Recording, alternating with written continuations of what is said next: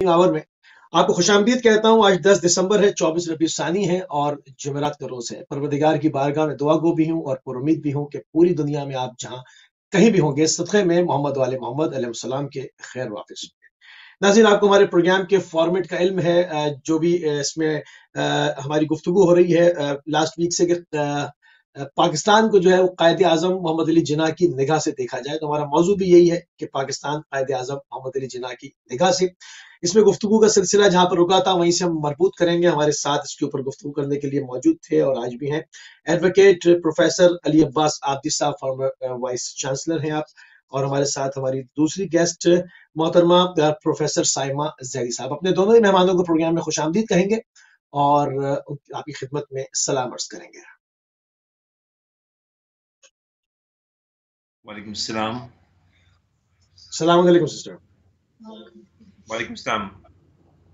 जी, आप दोनों को खुशामदीद कहेंगे और गुज़िश्ता गुफ्तगू जहाँ से मौकूफ हुई थी, क्योंकि हमारा मौजू हम उसको कंटिन्यू कर रहे हैं कि पाकिस्तान कायद-ए-आज़म मोहम्मद अली जिन्ना की निगाह से। इसके ऊपर कुछ पॉइंट्स के ऊपर बात की कि कायद-ए-आज़म मोहम्मद अली जिन्ना ने किस फ़िक्र के तहत, किस आइडियोलॉजी के तहत, किस जज़्बे के तहत पाकिस्तान बनाया था, क्या उनकी अनथक मेहनत थी, किस तरह से खराबी सेहत के बावजूद आपने जो है वो दिन और रात मुसलसल और किस ईमानदारी के साथ जो है वो पाकिस्तान की बुनियादों को मजबूत करते रहे जब तक आपकी जान बेजान रही, जब तक सांसें चल रही थी।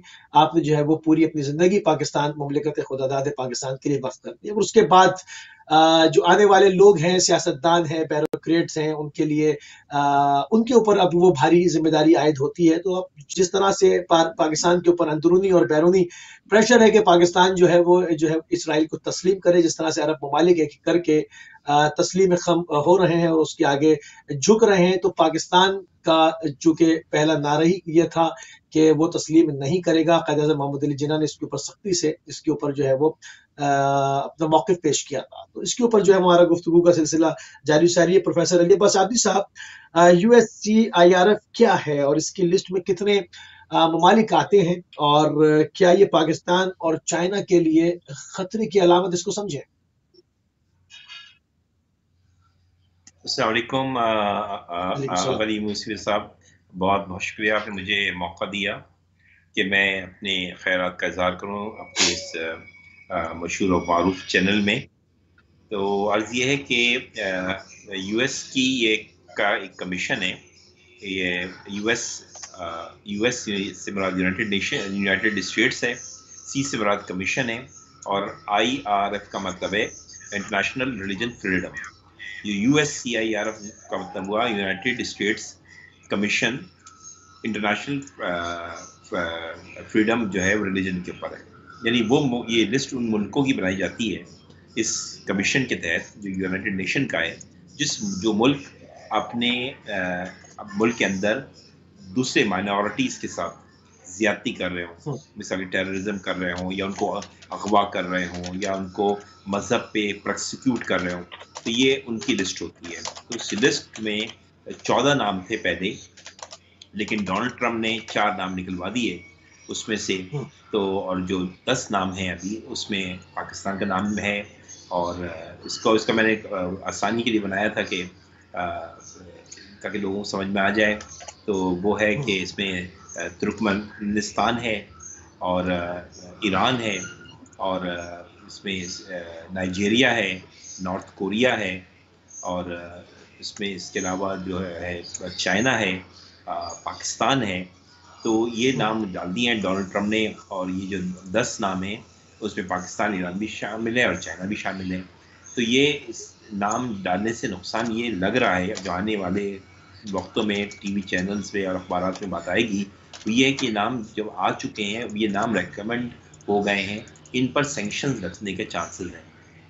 अब डोनाल्ड ट्रम्प जाते जाते ये काम कर रहे हैं कि ये US का जो ये बड़ा ही इम्पोर्टेंट कमीशन है जो USCIRF कहलाता है, इसमें पाकिस्तान का नाम और चाइना का और ईरान का नाम डाल दिया है इन्होंने। अब ये है कि इसका रिएक्शन कुछ ना हो जाए, पाकिस्तान पे सैंक्शंस लग जाएं और फिर जो बाइडन को अभी आने में 20 जनवरी का टाइम है, बहुत दूर है, तो वो फिर ऐसा ना हो कि इस दौरान इतना इख्तिलाफ पाकिस्तान का, चाइना का, ईरान का, अमेरिका से बढ़ जाए तो जो बाइडन जो है वो इसको फिर कैरी कर ले और इस एक हालात جو ہے ابتدائی خراب ہو جائے گی. تو میں تو یہ سمجھتا ہوں کہ اعلامیہ اس کے اثرات برے نہ ہوں اور کوئی سینکشنز نہ لگ جائیں اور کوئی مصیبت نہ آ جائے ایران، پاکستان اور چائنا کے اوپر، اور جو نظر آ رہا ہے کہ ہوگا. ابھی یہ تو یہ آج کی بات ہے، کل سے یہ چیزیں منظر عام پہ آئیں گی کہ اس کمیشن نے جس کا نام جب اب تک ڈالا ہے اس کا بیڑا غرق ہوا ہے. تو ایسا نہ ہو کہ پاکستان کے لیے اور چائنا کے لیے، ایران کے لیے تو اس میں کیا بیڑا غرق کیا ہو سکتا ہے؟ بیڑا غرق کیا ہو سکتا ہے؟ مطلب اس میں کیا سینکشن لگ سکتی ہے، کس نوعیت کی سینکشن لگ سکتی ہیں؟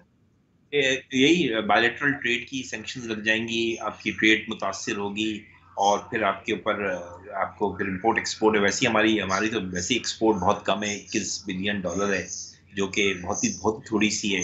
وہ متاثر ہو جائے گی تو ہم کہاں سے اپنے فارن ایکسچینج اور فارن ریزرو کہاں سے لائیں گے؟ تو پاکستان کی قیادت کو چاہیے کہ بہت ہی تحمل سے کام لے، بہت سنجیدگی سے بیانات دے اس کے متعلق. ایران کو ایگریسو نہیں ہونا چاہیے، چائنا کو ایگریسو نہیں ہونا چاہیے، کیونکہ یہ چیزیں جو ہے نا، اگر یہ اس کے حالات یہاں زیادہ خراب ہو گئے تو جو بائیڈن کے لیے نہ چاہتے ہوئے بھی اس کو جب حالات ہی خراب ملیں گے تو جو بائیڈن تو پھر اس کو کیا نام ہے کیری کرے گا. تو اب جو بائیڈن سے مجھے امید ہے کہ وہ ڈیموکریٹ کا ہمیشہ پاکستان کے ساتھ، ایران کے ساتھ کے تعلقات اچھے رہتے ہیں، چائنا کے ساتھ بھی اچھے تعلقات رہتے ہیں. تو ڈیموکریٹ گورنمنٹ کے، جیسے کہ آپ دیکھیں ماضی میں کلنٹن ہو گیا یا اوباما کے تھے یا اب جو بائیڈن کے ہوں گے، تو ایسا نہ ہو کہ یہاں اگر اس میں اختلاف پیدا کر لیتے ہیں اس 1 مہینے کے اندر اتنا، تو پھر تو جو بائیڈن بھی کیا پریشر ہوگا کانگریس کا کہ وہ اس کے اختلافات کو کیری کریں، جس سے حالات میں بگڑیں گے. تو پاکستان تحمل سے کام لے، ایران تحمل سے کام لے، چائنا تحمل سے کام لے، اور یہ کہ ڈائلاگس پہ رہیں. اور ڈونلڈ ٹرمپ کی شرارت ہے، یہ آخر میں جاتے جاتے یہ کام اس نے آخری کہتے ہیں نا کیل ٹھوکی ہے. لیکن یہ کہ اللہ کرے اس کے اثرات رونما نہ ہوں جو بائیڈن کے ٹیک اوور تک. یعنی آپ کو لگ رہا ہے کہ اس میں پاکستان کو وہ پھنسانے میں کامیاب ہوں گے؟ کچھ اس طرح کی آپ کو سائنس آپ کے سامنے آ رہے ہیں؟ بالکل بالکل بالکل واضح یہی شرار. دیکھیے انڈیا کا نام بھی تھا، بتا دوں پہلی لسٹ میں انڈیا کا نام بھی تھا، لیکن انڈیا کا نام ڈونلڈ ٹرمپ نے نکلوا دیا.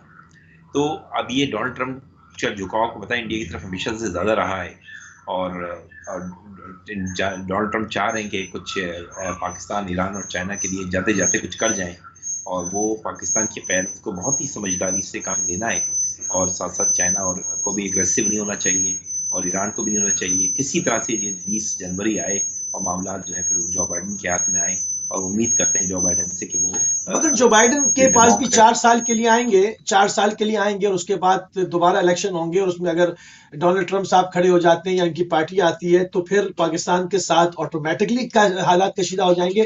تو مستقل بنیادوں پر تو سفارت کاری نہ ہوئی ہے جو اسٹیپ ابھی ڈونلڈ ٹرمپ صاحب لے رہے ہیں. یہ تو ایک مطلب ان فیوچر جو ہے وہ اپنی پارٹی کے لیے اور پاکستان کے راستے جدا کر رہے ہیں. جو بائیڈن کے آنے کے بعد میرے خیال میں 4 سال میں اتنے پاکستان کے حالات اچھے ہو جائیں گے اور تعلقات بھی بہتر ہو جائیں گے. تو پھر وہ جو ڈونلڈ ٹرمپ کو پلیٹ فارم اتنا وہ اچھا نہیں ملے گا کہ جس میں وہ آسانی سے مزید اس کو تعلقات کو خراب کریں.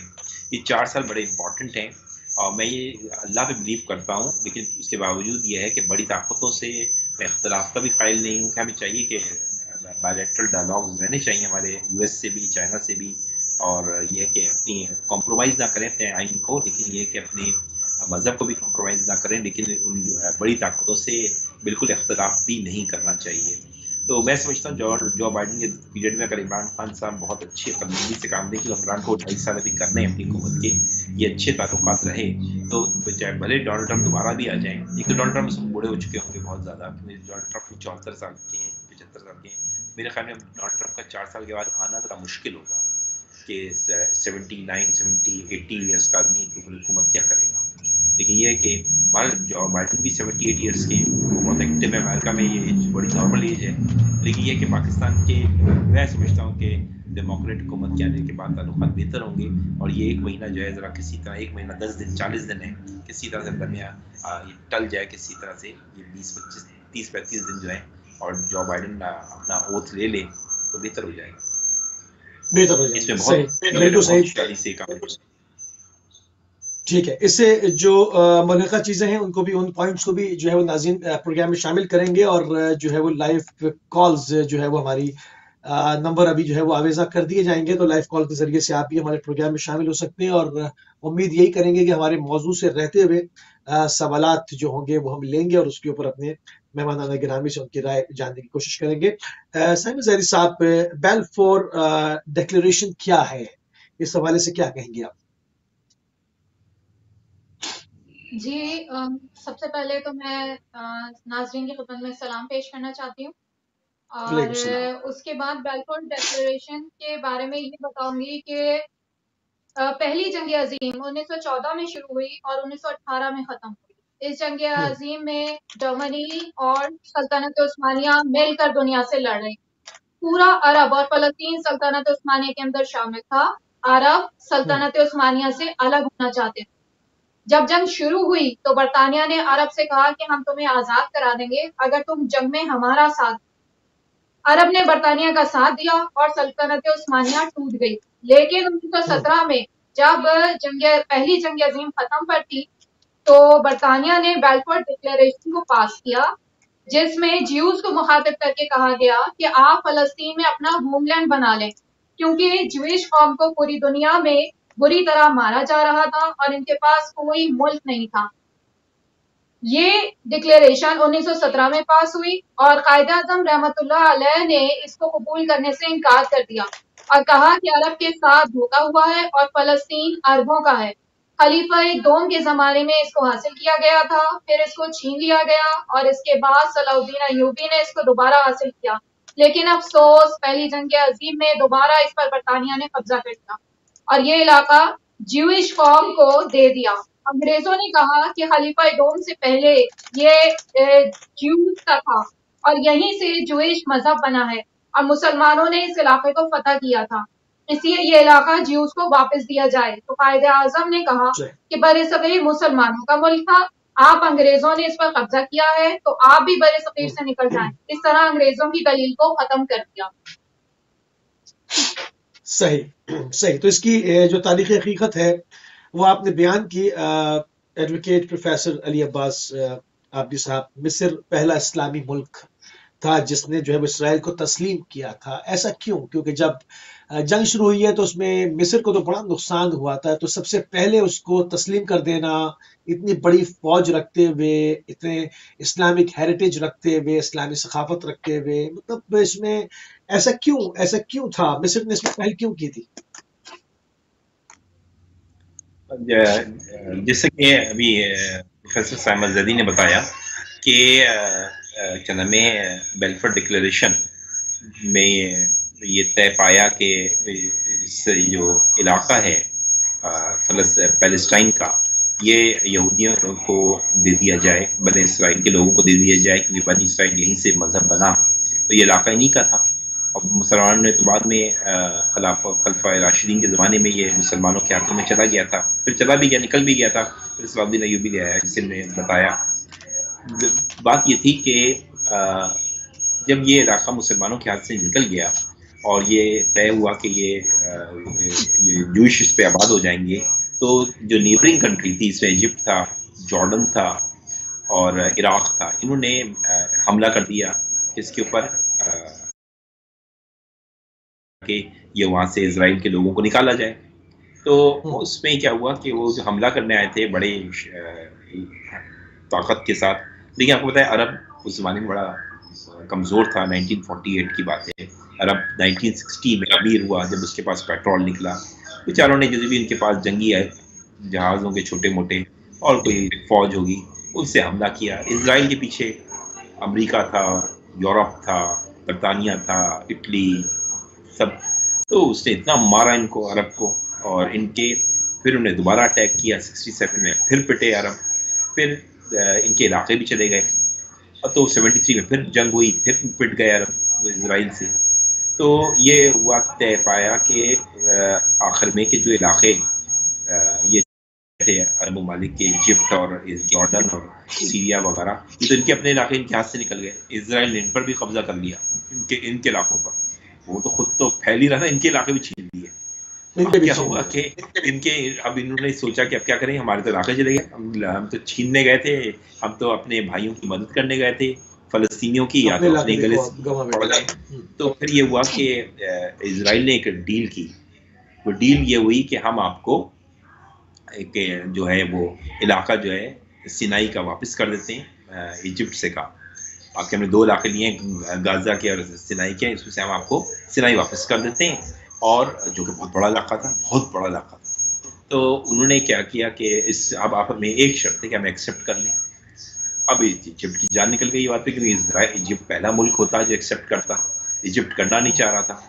ایجپٹ نے بالآخر اپنے حصے کے لیے, اپنی جو علاقہ قبضے میں چلا گیا تھا سینائی, واپس لینے کے لیے اس کو ایکسیپٹ کر لیا. ایکسیپٹ کر لیا تو اس کے بعد یہ ہے کہ پہلا اسلامک ملک تھا ایجپٹ, جس نے ایکسیپٹ کر لیا اس کو, اسرائیل کو. اس کا ریئیکشن یہ 1978 میں ایکسیپٹ ہوا تھا. اس کا ریئیکشن پھر یہ ہوا تھا کہ پھر وہاں پہ ان کے صدر نے ایکسیپٹ کیا تھا, ان کا مرڈر ہو گیا تھا, مسلمانوں نے مار دیا تھا اسے غصے میں آ کے.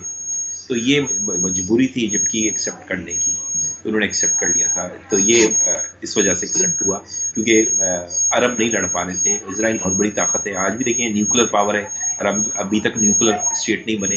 مسلمانوں میں ایک ہی نیوکلر اسٹیٹ ہے جو ہم ہیں, اور اس کے بعد ایران بننے چاہتا ہے, لیکن وہ امریکہ بننے نہیں دیتا ہے. سینکشنز لگا دی اس نے, ایران کو بننے نہیں دے رہے. سب سے مسلمان ملکوں میں صرف واحد ملک پاکستان ہے جو نیوکلر اسٹیٹ ہے, اور اسرائیل جو ہے وہ تو ویسے ہی نیوکلر اسٹیٹ ہے, آپ کو پتہ ہے. مگر ہم نیوکلر اسٹیٹ ہوتے ہوئے ہمارا امت کے لیے کردار کیا ہے؟ مطلب کشمیر ہم ابھی تک نہیں لے پائے ہیں, برما ہمیں ہمارے سامنے قتل عام ہوتا رہا. مطلب نیوکلر اسٹیٹ سے صرف کیا ہم اپنے وجود کو بچا پائے ہیں, یا امت کے لیے بھی ہم کچھ سود مند ثابت ہوئے ہیں؟ دیکھیں, نیوکلر اسٹیٹ کا ہونا ایک طرح سے ورت رکھتا ہے, لیکن یہ نہیں ہے کہ ہم کسی کی جنگ میں ہم پہنچ جائیں, نیوکلر اسٹیٹ میں ہم بم مار دیں. وہ ہم کر نہیں سکتے. صرف ایک دھمکی دے سکتے ہیں کہ اگر ہم اس طرح سے زیادہ استعمال نیوکلر اسٹیٹ کا کریں گے اور دھمکیاں دیں گے لوگوں کو, تو امریکہ کی فوج جب ہوتا ہے ہمارے نیٹو وغیرہ ہمارے پیچھے لگ جائے گی, اور ہمارے نیوکلر جو انسٹرومنٹس ہیں ان کو ختم کر دیا جائے گا. ایک بڑی سازش شروع ہو جائے گی, جو چل رہی ہے. را اور انڈیا تو چاہتے ہی ہیں ہمارے ڈی اسٹیبلائز کرنا, ہمارے نیوکلر تمام جو انسٹرومنٹس ہیں, تمام ہمارے بمز ہیں, ان کو چاہتے ہیں ختم کرنا. تو یہ بڑا مشکل ہو جائے گا. تو اس لیے ہم کھل کر تو نہیں کر سکتے, اور مجبور ہیں. اور دوسری چیز یہ ہے کہ ہمارے اندر ایک جرت نہیں ہے. دیکھیے ہاتھی ہوتا ہے نا, جب ہاتھی کو جب بڑا ہو جاتا ہے تو دیکھیں ایک رسی سے باندھا ہوتا ہے اس کو پاؤں, اور وہ اسی رسی سے کھڑا ہوتا ہے نا, کہ ہاتھی کے اندر بہت جان ہوتی ہے, لیکن اسے پتہ نہیں ہوتا کہ اندر میرے اندر کتنی جان ہے. تو پاکستان کے اندر جو پوٹینشیل ہے پاکستان کو خود معلوم نہیں ہے, تو کہ وہ نیوکلر اسٹیٹ بن چکا ہے.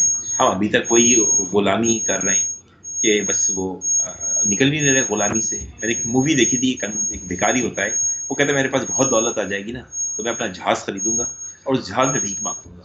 یعنی سوچ اس کی وہی بھکاریوں کی تھی. تو پاکستان کی ابھی تک سوچ جو ہے نا, کہ وہ جو اقبال نے کہا تھا نا, بڑھ کے خیبر سے ہی ہے ماں کا دین و وطن. اس زمانے میں کوئی حیدر کرار بھی ہے, تو لیڈرشپ چاہیے جو ایسی ہو, جو سمجھتی ہو یہ سب چیزیں. اب ظاہر بات ہے کہ لیڈرشپ ہمارے پاس وہ نہیں ہے, جیسے کہ قائد اعظم کی یا لیاقت علی خان کی ساتھ کی جو وزڈم تھا, وہ اب نہیں ہے ہمارے پاس. افسوس کے بعد قائد اعظم اور لیاقت علی خان کے بعد قائد اعظم محمد علی جناح کے ویژن کو, قائد اعظم محمد علی جناح کے ویژن کو کنٹینیو کیوں نہیں کیا جا سکا؟ آپ کے اتنا بڑا ایک ویژنری آدمی پیدا ہوا, اور مسلسل ہم اس پہ آپ کے ساتھ پرگیان کر چکے ہیں کہ آپ نے بتایا کہ صرف پاکستان ہی کو آزاد نہیں کرایا, آپ نے 10 ممالک کے نام اور گنوائے تھے کہ وہاں پر جو ہے وہ ان کے ابھی جا کر جو ہے وہ ہیلپ کی, اور ان کو قوموں کو بھی آزادی دلوائی. تو ایسا تو نہیں ہے کہ ہمارے پاس کوئی ویژنری شخص ہمیں نہیں ملا ہے. ہمیں قائد اعظم محمد علی جناح کی شکل میں مل چکا ہے, مگر ہم ان کے جو انہوں نے ہم کو ایک رائٹ پاتھ دکھایا تھا, ہم اس کو کنٹینیو نہیں کر پا رہے ہیں. یہ آپ سوال مجھ سے کر رہے ہیں؟ جی ہاں, جی ہاں, اسی کے ضمن میں کر رہا ہوں آپ سے. جی ہاں, میں اس میں دیکھیں قائد اعظم محمد علی جناح کے بعد بدقسمتی سے ہمارے پاس کوئی لیڈر نہیں ملا ہمیں. اس کی وجہ یہ ہے, دیکھیں ہمارے کالجز اسکولز میں, آپ کو پتہ ہے یونیورسٹی میں پولیٹیکل جو ہے وہ ایکٹیویٹیز منع ہیں. ہم اسکولوں میں پہلے جو ہوتی تھیں تنظیمیں, اس کا فائدہ بھی ہوا ہے. وہ تنظیمیں بڑی مس یوز ہو رہی تھیں, پولیٹیسائز ہو رہی تھیں, تو مجبوراً کو بند کر دیا گیا, اور ہماری پولیٹیکل لیڈرشپ جو ہے وہ نہیں بن سکی. ایک بات وہی پرانی لوگ ہیں، وہی جو آپ دیکھیں پیپلز پارٹی ایک اولڈ جماعت ہے، مسلم لیگ زیادہ کے زمانے کی بنی ہوئی ہے، 30 سال ہو گئے. پی ٹی آئی نہیں آئی تھی لیکن اس میں بھی وہی لوگ آ گئے، وہی مسلم لیگ کے، وہی نون کے اور پیپلز پارٹی کے، اس میں شفٹ ہو گئے، یہی ہوا. تو ہمارے پاس ایسی قیادت ہونی چاہیے کہ جہاں پہ ہم پولیٹیکل لیڈرشپ اور پڑھائیں، اور اس میں باقاعدہ ماسٹرز ہو، ڈگریاں ہوں، پی ایچ ڈیز کریں لوگ. تو یہ تمام چیزیں ہمارے یہاں نہیں ہیں. بدقسمتی سے ہماری یونیورسٹیز کا بھی اس میں رول نہیں ہے کہ وہ پولیٹیکل لیڈرشپ پیدا کریں، اور ہمارے پاس ایسے لوگ بھی نہیں جو کالج اور یونیورسٹیز میں پڑھائیں اور لیڈرشپ کی بنیاد ڈالیں. تو یہ ساری چیزیں پھر بدقسمتی سے ہمارے بہت بڑا پیریڈ ہمارا جو ہے وہ ڈکٹیٹرشپ کا رہا. اس میں ہم لوگ عادی ہو گئے کہ ہم کہتے ہیں نا ڈنڈے سے ہم چلتے ہیں. ہم عادی ہو گئے کہ ڈنڈے کے ڈنڈا ہوگا تو چلیں گے. ہم ڈنڈے سے کے عادی ہو گئے تو ہماری یہ پولیٹیکل وزڈم کہاں رہی؟ ختم ہو گئی. اب ہم جب کوئی پہ پریشر ڈالتا ہے تو ہم کام کرتے ہیں، ہم خود سے کام نہیں کرتے. بہت ساری جگہوں پہ ہم نے دیکھا کہ جہاں بہت سارے ایکشن لینے چاہیے تھے وہ ہم نہیں لے سکے. آپ کے سامنے جب انڈیا اور چائنا کی جنگ چل رہی تھی تو چائنا نے کئی دفعہ کہا انڈیا پاکستان سے کہ اس کو کشمیر کے اوپر حملہ کر دو. ہم وہ ڈیسیجن نہیں لے سکے. کتنا انڈیا کو چائنا نے انگیج کیا ہوا تھا 1963 میں، آپ کو پتا ہے جنگ ہو رہی تھی انڈیا اور چائنا کی. ہمیں چاہیے تھا ہم کشمیر کو ایشو میں گھس جاتے، لیکن ہماری لیڈرشپ نے لیٹ کیا اس چیز کو اور ہم نہیں کر سکے. اور ہم جب بھی ڈائلاگس کی بات کرتے ہیں یا ہمیں ایکشن لینا ہوتا ہے اس میں ہم کمزور پڑ جاتے ہیں. تو یہ تمام چیزیں ہمارے ساتھ ہیں. ہمیں لیڈرشپ کی ضرورت ہے. اور ابھی عمران خان صاحب چونکہ اسپورٹس میں نے پہلی دفعہ قیادت کر رہے ہیں، ان کو بھی ٹائم لگے گا. ایکسپیرینس ان کے پاس اتنا ہے نہیں سیاست کا. بالکل صحیح، بالکل صحیح. سائمن زیدی صاحبہ، ڈیوڈ بن گورین کون صاحب تھے اور پاکستان کے مخالف اتنے شدید کیوں تھے؟ اور انہوں نے 1948 میں اسرائیل کے قیام کے وقت کچھ پاکستان کے لیے کہا تھا، جو کہ پاکستانیوں کو تو یاد نہیں ہے مگر ان کی قوم کو یاد ہے، ان کے بیوروکریٹس کو یاد ہے. وہ اس کی پالیسی کو لے کے کنٹینیو بھی کر رہے ہیں. ہم اس سوال میں نے اس لیے کیا ہے کہ ہم چاہتے ہیں کہ اپنی قوم کو بھی یاد دلائیں کہ 1948 میں اسرائیل کی قیام کے وقت آپ کے لیے کیا کہا گیا تھا. جی یہ ڈیوڈ بن گورین جو ہے، یہ بیلفور ڈکلریشن جب ہوا تھا 1917 میں پاس ہوا تھا، جب سے جیوز بہت خوش ہوئے، فلسطین کی طرف ہجرت شروع کر دی. ڈیوڈ بن گورین اس مہم کا لیڈر تھا اور قائد اعظم کا سخت مخالف تھا، کیونکہ 1917 سے یہ کوششیں کر رہا تھا کہ اسرائیل ایک ملک بن جائے. اور قائد اعظم رحمت اللہ علیہ 1917 سے سیسا فلائی دیوار بنے ہوئے تھے کہ فلسطین میں اسرائیل نہ بنے. رحمت اللہ علیہ نے 22 قراردادیں مسلم لیگ کے ساتھ مسلم لیگ کے فورم سے پاس کرائیں، جو بیلفور ڈکلریشن، اور امریکی صدر سے تلخ لہجے میں کہا کہ اگر امریکہ جیوز کو خوش کرنے کے لیے مسلمانوں کے ساتھ زیادتی کرے گا تو اس کے نتائج بہت سنگین ہوں گے. یہ خط امریکہ کے صدر روز ویلٹ کو لکھا تھا. 1948 میں افسوس کی بات یہ کہ اسرائیل آزاد ہو کر ایک ملک بن گیا تو پہلے وزیر اعظم ڈیوڈ بن گورین نے کہا عرب ہمارے لیے خطرہ ہے لیکن پاکستان ہماری سوچ کے لیے خطرہ ہے.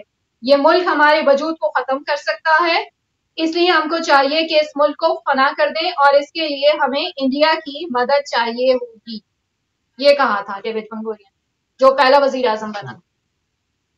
یعنی ان کی پالیسی میں شروع سے ہندوستان تھا کہ پاکستان اور ہندوستان کی چونکہ جو ہے وہ ایک رقابت ہے، کیونکہ پاکستان جو ہے وہ ایک آزاد ہوا ہندوستان کے ساتھ. جب بظاہر تو ہندوستان بھی آزاد ہوا مگر یہ کہ پاکستان جو ہے اس سے ٹوٹ کے الگ ہو گیا. تو یعنی آپ یہ کہہ رہی ہیں کہ انہوں نے ایک اپنی پالیسی لائن شروع سے ہی دے دی تھی کہ پاکستان کو ہینڈل کرنے کے لیے ہم نے ہندوستان کو کا ساتھ دینا ہے. اس حوالے سے کیا پالیسی ان کی کنٹینیو ہوتی بھی دیکھ رہی ہیں آپ؟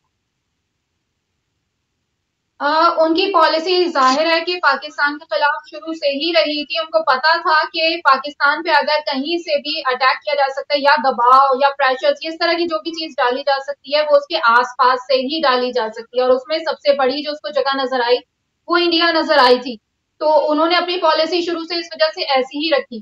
اور پہلی بات یہ بھی تھی کہ وہ عرب ان کے دشمن تھے، لیکن ان کے ذہن میں یہ بات تھی کہ کیونکہ پاکستان جو ہے وہ سپورٹ کرتا ہے उनको, और पाकिस्तान जो है वो उनकी सोच के लिए उन्होंने ये महसूस किया कि हमारी सोच के लिए खतरा होगा, क्योंकि कायदे आजम जिस वक्त लीड कर रहे थे तो वो पूरी उम्मत मुस्लिमा को लीड कर रहे थे, और उस वक्त जो उनके बयानात आते थे फलस्तीन के हक में और इसराइल के खिलाफ, उससे मुसलमानों की सोच या कायदे आजम की सोच जो थी वो उन तक पहुंची थी, जिसके लिए वो अपनी पॉलिसियां मुरतब करते थे। बिल्कुल ठीक। कॉलर भी हमारे साथ हैं। अस्सलाम वालेकुम रहमतुल्लाह। वालेकुम अस्सलाम व रहमतुल्लाहि व बरकातहू। कायदे आज़म मोहम्मद जिन्ना का पाकिस्तान का काम काम और काम, ये जलसे जुलूस धरने हड़तालें वगैरह नहीं थे। पाकिस्तानी अपने आप को तो संभाले। इसराइल और फलस्तीन की ठेकेदारी क्या कर रहे हैं, भूख और अफलाह से मर रहे हैं पाकिस्तानी। रोजाना जलसे जुलूस धरने हड़तालें वबाओं से मर रहे हैं। पूरी दुनिया की ठेकेदारी उठाए हुए है। तुम हो क्या पहले, खुद क्या हो, अपने आप को तो संभालो पहले।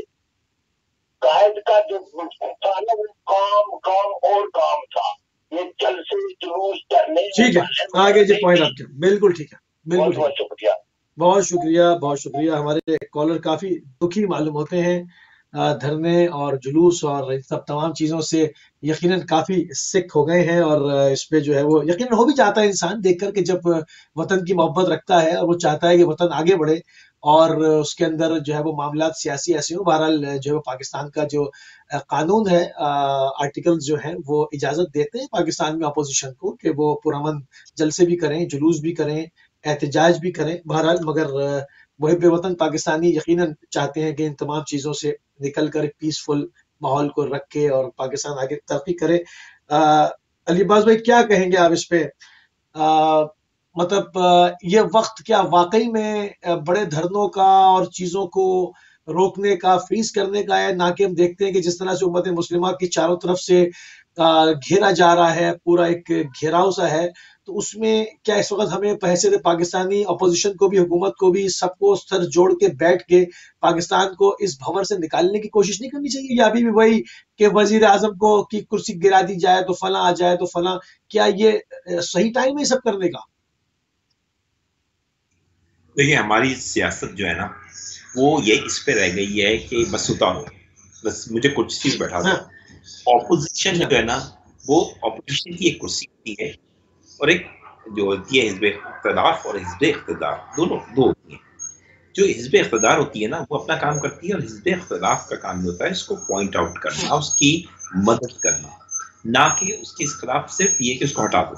हम ये इसी में ही लग गए कि किसी तरह से अब पीटीआई को हटाओ, मुझे बिठाओ, उनका भी हम बैठा देंगे पीपी को, पीपी भी बैठेगी तो पीटीआई चीखेगी इसे हटाओ, और इधर से नवाज चीखेगा इसे हटाओ।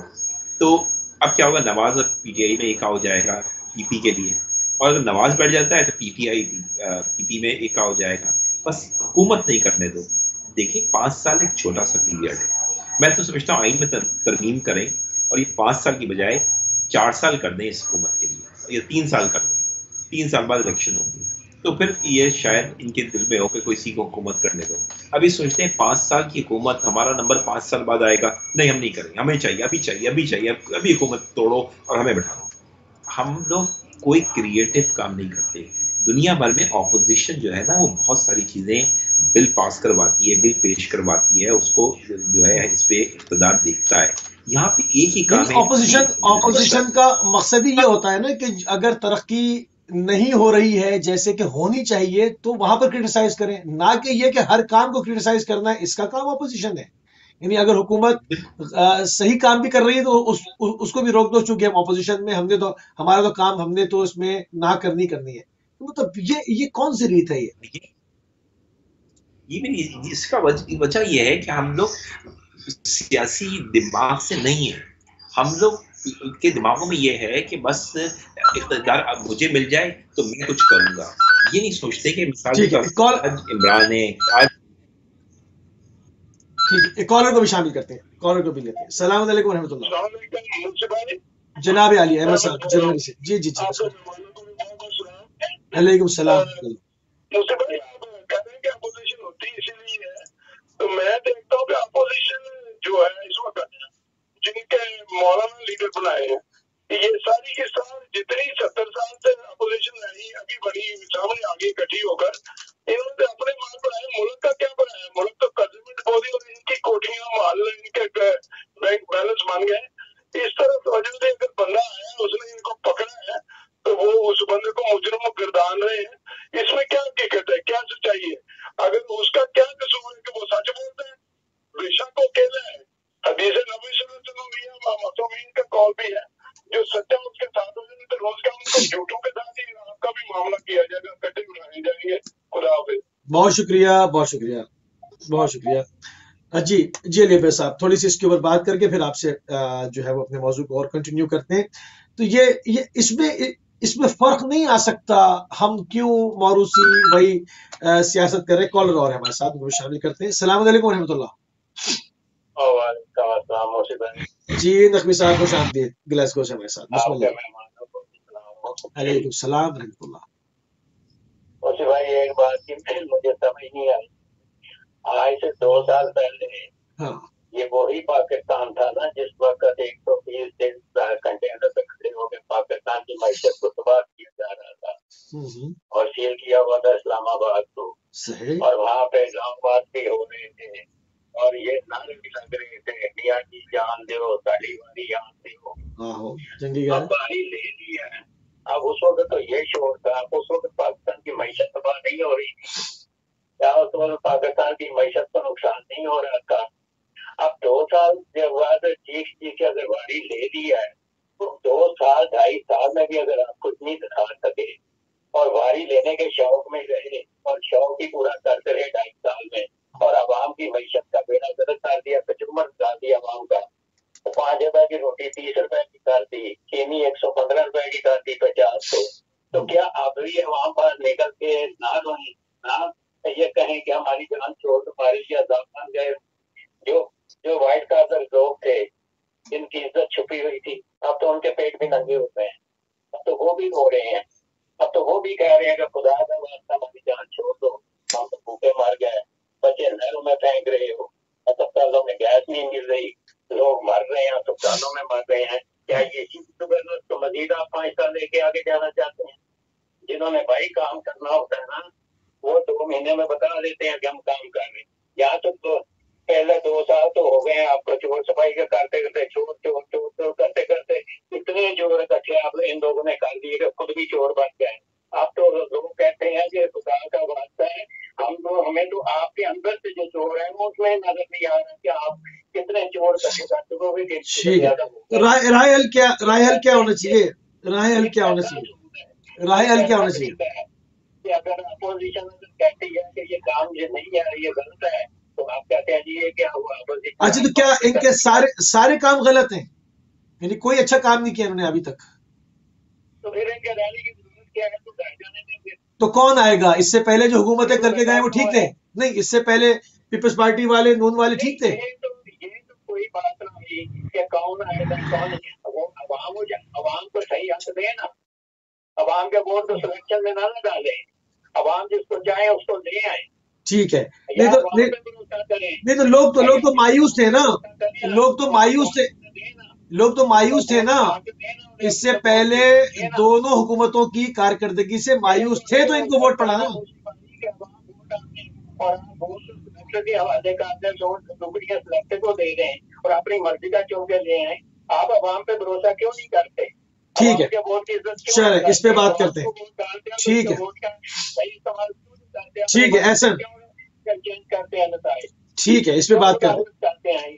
क्या आप मुझे ये बताएं कि 72 साल से 38 साल में जिन्होंने हुकूमत की है, क्या उन्होंने हक अदा किया है? तो अपनी जमीन में नहीं रहे, वो अपनी जमीन में रहे, यही तो मतलब है। ठीक है, बहुत शुक्रिया नकवी साहब।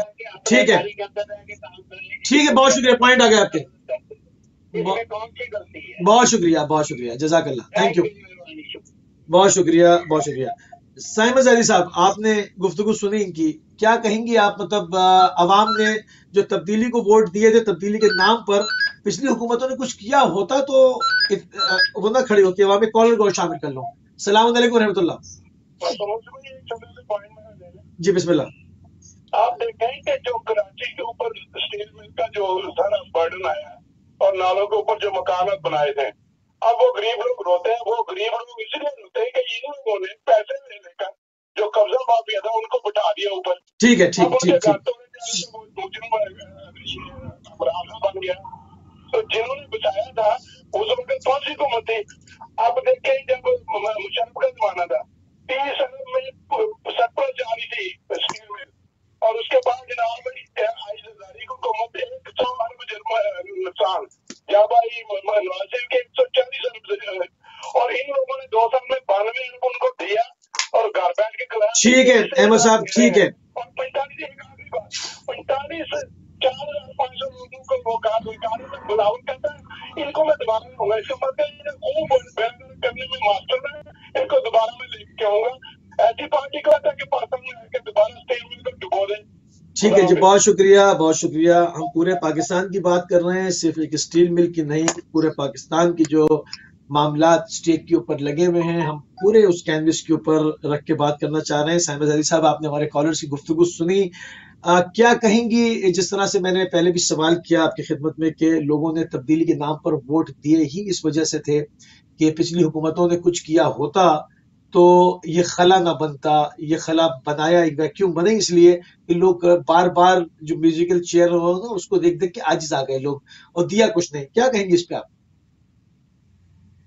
देखिए, मैं सिर्फ इस पे ये कहना चाहूंगी कि अभी आपके पास जमीन मौजूद है, अभी आप आजाद फजा में सांस ले रहे हैं, और जब पाकिस्तान बना था तो उस वक्त बहुत ज्यादा बदतरीन हालात थे। जिस वक्त कायद आज़म ने क़यादत संभाली थी और जिस वक्त हमारे लीडर्स आए थे, इवन मैं हिस्ट्री जो थी वो स्टडी कर रही थी, तो मुझे पता चला कि ऐसे भी वज़राए आज़म रहे हैं कि जो व्हील चेयर पे बैठ के, और यानी गवर्नर जनरल रहे हैं जो व्हील चेयर पे बैठते थे और उनसे लफ्ज भी सही से नहीं बोले जाते थे। तो मतलब डिफरेंट दौर में ये चीज रही है। अच्छा, एक तो पाकिस्तान के हवाले से, और दूसरे पूरी दुनिया में जो इस वक्त सिनेरियो चल रहा है, वो पूरी दुनिया में आपके सामने हालात हैं, आपके सामने कंट्रीज हैं, वो बड़ी कंट्रीज हो या छोटी कंट्रीज हो। हमारे साथ जो इस वक्त ताउन कर रहे हैं जो ममालिक, वो मुस्लिम ममालिक शामिल हो, या जो दूसरी कंट्रीज हैं जो मुसलमान हैं या जो नहीं है मुसलमान, वो भी कि वो इस वक्त किस सिचुएशन से गुजर रही हैं। इवन तरक्की याफ्ता ममालिक जो हैं वो भी इस वक्त किस चीज का शिकार है। तो ये हमें नजर आ रहा है, इकोनॉमी कहाँ जा रही है, इक्तिसादी हालात जो है वो किस किस के कहाँ है। तो अब सब हुकूमतों को तो ऐसा नहीं कहा जा सकता। जाहिर बात है, पाकिस्तान ने पूरे 70 साल से हो गया इस पीरियड को, तो हुकूमतों ने कुछ ना कुछ तो जरूर किया है। हमारा वजूद अभी तक बाकी है और हम दुनिया जो है उम्मीद पे कायम है। हमने वोट भी इसीलिए दिया था, या जो हुकूमत आई, जो भी हमारी उम्मीदें थी उस पर पूरी उतरी या नहीं उतरी, उतरने की कोशिश कर रही है। यहाँ पर एक सवाल करूंगा, हुकूमतों ने किया या पाकिस्तान को बचाने वाली ISI थी? क्योंकि हुकूमतों के ऊपर तो इल्जाम लगते रहे, पहले सिखों की पूरी रिपोर्ट जाकर हिंदुस्तान के हवाले कर दी, इस पे भी हंगामा हुआ, स्विस बैंकों में पाकिस्तान की दौलत चली गई, पाकिस्तान से फिर जो है वो लंदन में अपार्टमेंट केसेस हैं। मतलब हुकूमतों ने बचाया या उन जवानों ने बचाया जिन्होंने सरहदों पे गोलियां खाई? इसमें जरा फर्क है, या हुकूमत से मुराद आपकी वो लोग भी इसमें शामिल हैं? इसको थोड़ा सा डिफाइन कर रहे हैं। देखिए, पाकिस्तान को जो बचाया है वो तो मैं ये कह सकती हूँ कि अल्लाह की ताकत ने बचाया है, और दूसरी बात ये कि हमारे अवाम का जो हौसला और जो हमारे बुजुर्गों की दुआएं हैं, और जो हमारे अंदर का अवाम में जो काम करने की लगन है, जिसकी वजह से कुछ ना कुछ पहिया घूमता रहा, चलता रहा सिलसिला, और हम यहाँ तक पहुंच गए। तो इसमें मैं कहूंगी कि हम सबका हाथ है इसमें। मैं हुकूमतों को तो नहीं कुछ कह सकती कि क्या कहूँ क्या ना कहूँ, तो मैं इस सिलसिले में अवाम को कहूंगी कि अवाम की वजह से हम यहाँ तक पहुंच गए। उनकी बहादुरी, उनकी दिलेरी, उनके काम करने की लगन, और इसमें बहुत इस अरसे में 70 साल के अरसे में बहुत सारे नाम हमारे सामने ऐसे आए जो वाकई काबिल फख्र थे, जिनकी वजह से पाकिस्तान ने की इज्जत बुलंद हुई दुनिया में, और जिन्होंने अहम किरदार अदा किया बहुत सारा। कभी वो प्लेयर्स की शक्ल में नजर आए, कभी वो इल्म की दुनिया में नजर आए, कभी वो जो है वो किसी इंजीनियरिंग या किसी और शोबे में नजर आए। तो ये सिलसिला रहा पाकिस्तान में, और यही वजह है कि हम यहाँ तक पहुंच चुके, इन्हीं लोगों की मेहनत, जांपेशानी और लगन की वजह से। اور یہ میں کہوں گی کہ ہمارے اندر ہماری عوام میں حوصلہ ہونا چاہیے، یہ طاقت ہونی چاہیے، یہ روح دوبارہ سے ہماری عوام کے اندر داخل ہو جائے کہ ہمیں کچھ کرنا ہے تو انشاءاللہ ہم پھر کسی سے پیچھے نہیں رہیں گے، اور اللہ تعالیٰ کا کرم ہمارے اوپر ہے اس کی، تو میں بہت ساری چیزوں کی خود بھی شاہد رہی ہوں، اور یہ کہ بہت سارے لوگ ان چیزوں پہ شاہد رہے ہیں کہ ہمارے ساتھ ایسی طاقتیں اللہ تعالیٰ کی طرف سے موجود ہیں، عطا ہوئی ہیں۔ ہم نے اس کے لیے پیٹریوٹک نہیں بننا چاہیے، اس میں کہ میڈیا کو استعمال نہیں کرنا چاہیے، جب بھی ہم جلسہ کریں، سیاسی کریں، کچھ بھی کریں، پارٹی کے جھنڈوں سے پہلے پاکستان کا پرچم آگے آنا چاہیے، قومیات کو پیچھے کر دینا چاہیے کہ فلاں سندھی ہے تو فلاں مہاجر، تو فلاں پنجابی، تو فلاں مکرانی، تو فلاں بلوچ۔ ہم پہلے پاکستانی ہیں، ہم نہ پہلے شیعہ ہیں، نہ سنی ہیں، نہ کچھ ہیں، ہم پہلے پاکستانی ہیں، نہ قومیات، لسانیات، ان کو ہم پیچھے ڈھکیلیں گے اور پاکستانی پہلے بنیں گے تو آپ یقین کریں کہ یہ اسلام ہی کا قلعہ ہے، اس سے دین بھی مضبوط ہوگا اور ہماری نیشن بھی مضبوط ہوگی۔ ہم ان سطور پہ کام کرتے ہوئے نظر نہیں آئے ہیں کبھی، جب کبھی لسانیات سے جب ہمیں فرصت ملتی ہے تو ہمارے پاس دوسری چیزیں شروع ہو جاتی ہیں، یہ اسی میں 71 سال ہم نے گھمائے ہیں۔ اس حوالے سے کیا کہیں گے آپ، اس کے بغیر کیسے ممکن ہوگا؟ میں اسی چیز کو یہ کہنا چاہوں گی کہ ہم اپنے طور پہ، یعنی میرا کردار کیا ہو، اگر ہم یہ سوچنا شروع کر دیں کہ میرا کردار کیا ہو، میں بھی انہی میں سے ہو جاؤں، کیا میں بھی اسی چیز کو لے کے آگے چلوں، یا مجھے اپنے طور پہ کچھ کرنا ہے، میں لسانیات کو پیچھے چھوڑ دوں، میری جو بھی جس جماعت سے میں بلانگ کرتی ہوں پہلے پاکستان کا جھنڈا لگا ہوا ہو، یا پہلے جو ہے میں پاکستان کو مد نظر رکھوں اپنی چیزوں میں، اور علم کو مد نظر رکھوں، میرج کو مد نظر رکھوں، اپنے طور پہ ہر بندہ یہ سوچنا شروع کرے گا تو ہمیں یہ سارے نام نظر آئیں گے جو ہمیں پچھلے 70 سال میں اچھے نام، ابھرتے ہوئے نام نظر آئے، اور جن کا کچھ نہ کچھ کام ہمارے سامنے آیا، جس کی وجہ سے ہم آج بھی یہاں پہ موجود ہیں۔ بالکل صحیح، بالکل صحیح۔ علی عباس عاطف صاحب، چونکہ اندرونی دباؤ، بیرونی دباؤ ہے پاکستان کے اوپر اور کہ وہ اسرائیل کو تسلیم کر لے، اسی لیے ہم ان تمام راستوں کی جانب دیکھ رہے ہیں کہ جس آئیڈیالوجی کے اوپر پاکستان بنا تھا، پاکستان کی اس میں مضبوطی اور بقا کے راز کیا ہے، اور پاکستان کو جس تھریٹ کا سامنا ہے اس کے لیے کون کون سی چیزیں تھریٹن ہیں، اس کے ارد گرد، اس ملک کے ارد گرد اور معاملات کیا ہیں، تمام چیزوں کا بھی جائزہ لے رہے ہیں تاکہ اس کی پوزیشن کو بھی سمجھنے کی کوشش کی جائے، اس کو بھی کلیئر کیا جائے اور پھر اپنی پوزیشن کو بھی کلیئر کیا جائے، تو پھر تاکہ وہاں سے ایک رزلٹ، کچھ حتمی نتائج جو ہے وہ سامنے آئیں۔ پی ایل او بڑی مشہور ہے فلسطین کے اندر، اس کا پرپس کیا تھا اور اس کا فنکشن کیا ہے؟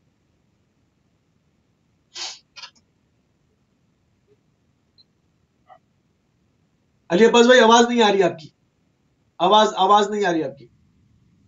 پی ایل او کا قیام ہوا تھا 1960 میں، یہ تھی پیلسٹین لبریشن آرگنائزیشن، تو اس کو پھر بعد میں یاسر عرفات نے ٹیک اپ کیا۔ اس کا بیسک مقصد یہی تھا کہ فلسطینیوں کے ساتھ جو زیادتی ہو رہی ہے ان کو ختم کیا جائے۔ اگر آپ 1 منٹ اجازت دیں تو میں کالر کو بھی لے لوں، 1 منٹ اگر آپ اجازت دیں بس بھائی۔ جی السلام علیکم ورحمۃ اللہ۔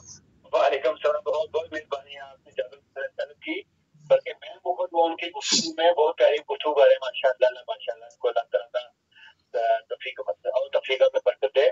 اور بعض آواز صاحب میں بڑی سمجھا رہا ہوں، اور حکمت میں جو شرکا ہمارے ہیں اس مدرسہ میں عقیدت اور علیکم السلام، اور بانی پاکستان بات جو ہے کہ بانی محمد علی جناح کی نگاہ میں ایک ایسا پاکستان جس میں تمام فکر یا تمام فکر کو مذہبی، ثقافتی، سماجی۔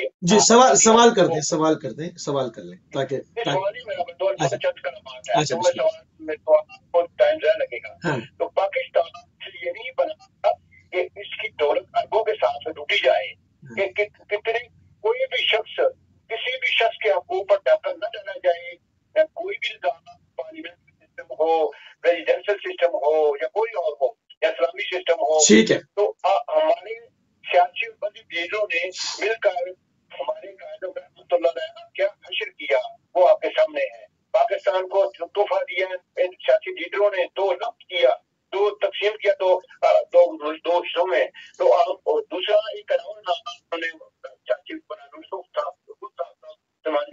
ٹھیک ہے غربت میں دھکیل دیا. بہت بہت مہربانی. اللہ حافظ. ٹھیک ہے ٹھیک. اس میں سوال کہاں تھا؟ ٹھیک ہے بٹ صاحب ہمارے بڑے ہمارے ریگولر کالر ہیں اور بڑی کام کی باتیں کیا کرتے ہیں. اس میں سوال کر گئے علی عباس بھائی وہ کہ قائد کا ویژن کیا تھا اور جو ہے وہ آنے والی حکومتوں نے کیا کیا کیا. وہ بڑے میٹھے انداز میں جو کہنا تھا وہ سب کہہ گئے. بہرحال پی ایل او کے اوپر بات ہو رہی ہے, اس پہ بات کرتے ہیں, پھر بٹ صاحب کی بھی بات کو بیچ میں لے کر آتے ہیں, اس پہ بھی بات کرتے ہیں. بہت اچھی بات کی آپ نے جی. پی ایل او کا پرپس اور فنکشن کے اوپر بات کر رہے تھے آپ. پی ایل او کا پرپس تو بیسیکلی یہی تھا جو کہ ایک فلسطینیوں کے ساتھ جو زیادتی ہوئی ہے بیلفر ڈکلیریشن کے تھرو, اور ان کو اسرائیل کو آباد کر دیا گیا اور وہاں پہ ان کے اوپر مسلط کر دیا گیا, اور اس کو کسی طرح سے ختم کیا جائے. اور وہ کسی حد تک کامیاب بھی رہے. اور پہلے تو انہوں نے اسرائیل کے خلاف پوری دنیا میں بہت بم بلاسٹ کیے, ان کے جہازوں کو ہائی جیک کیا, یہ وغیرہ وغیرہ کیا. پھر وہ ایک پیس کی طرف ان کی ڈیل ہوئی, اور پھر آپ کو پتہ ہے آسلو ایکارڈ ہوا جس میں یاسر عرفات نے یہ رابن سے, جو ان کا پی ایم تھا اسرائیل کا رابن, اس سے پھر کیا نام ہے پیس ڈیل کی. اور پھر اس کے بعد جو ہے وہ دونوں کو نوبل ایوارڈ بھی ملے اس پہ.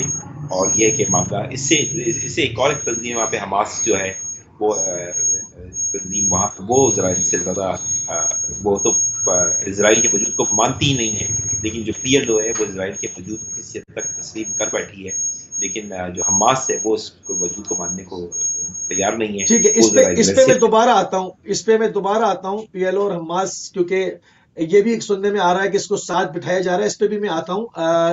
صاحبہ زہری صاحبہ کی طرف چلتا ہوں, ایک سوال آپ کی خدمت میں کرتا ہوں. جب تک علی عباس صاحب آپ کی جب آپ گفتگو کر رہے ہیں تو آپ کے کچھ بیک گراؤنڈ نوائس آ رہی ہے. جب تک میں سسٹر سے بات کروں, اگر آپ ہینڈ فری لے سکتے ہیں تو لے لیں, شاید بہتر ہو جائے.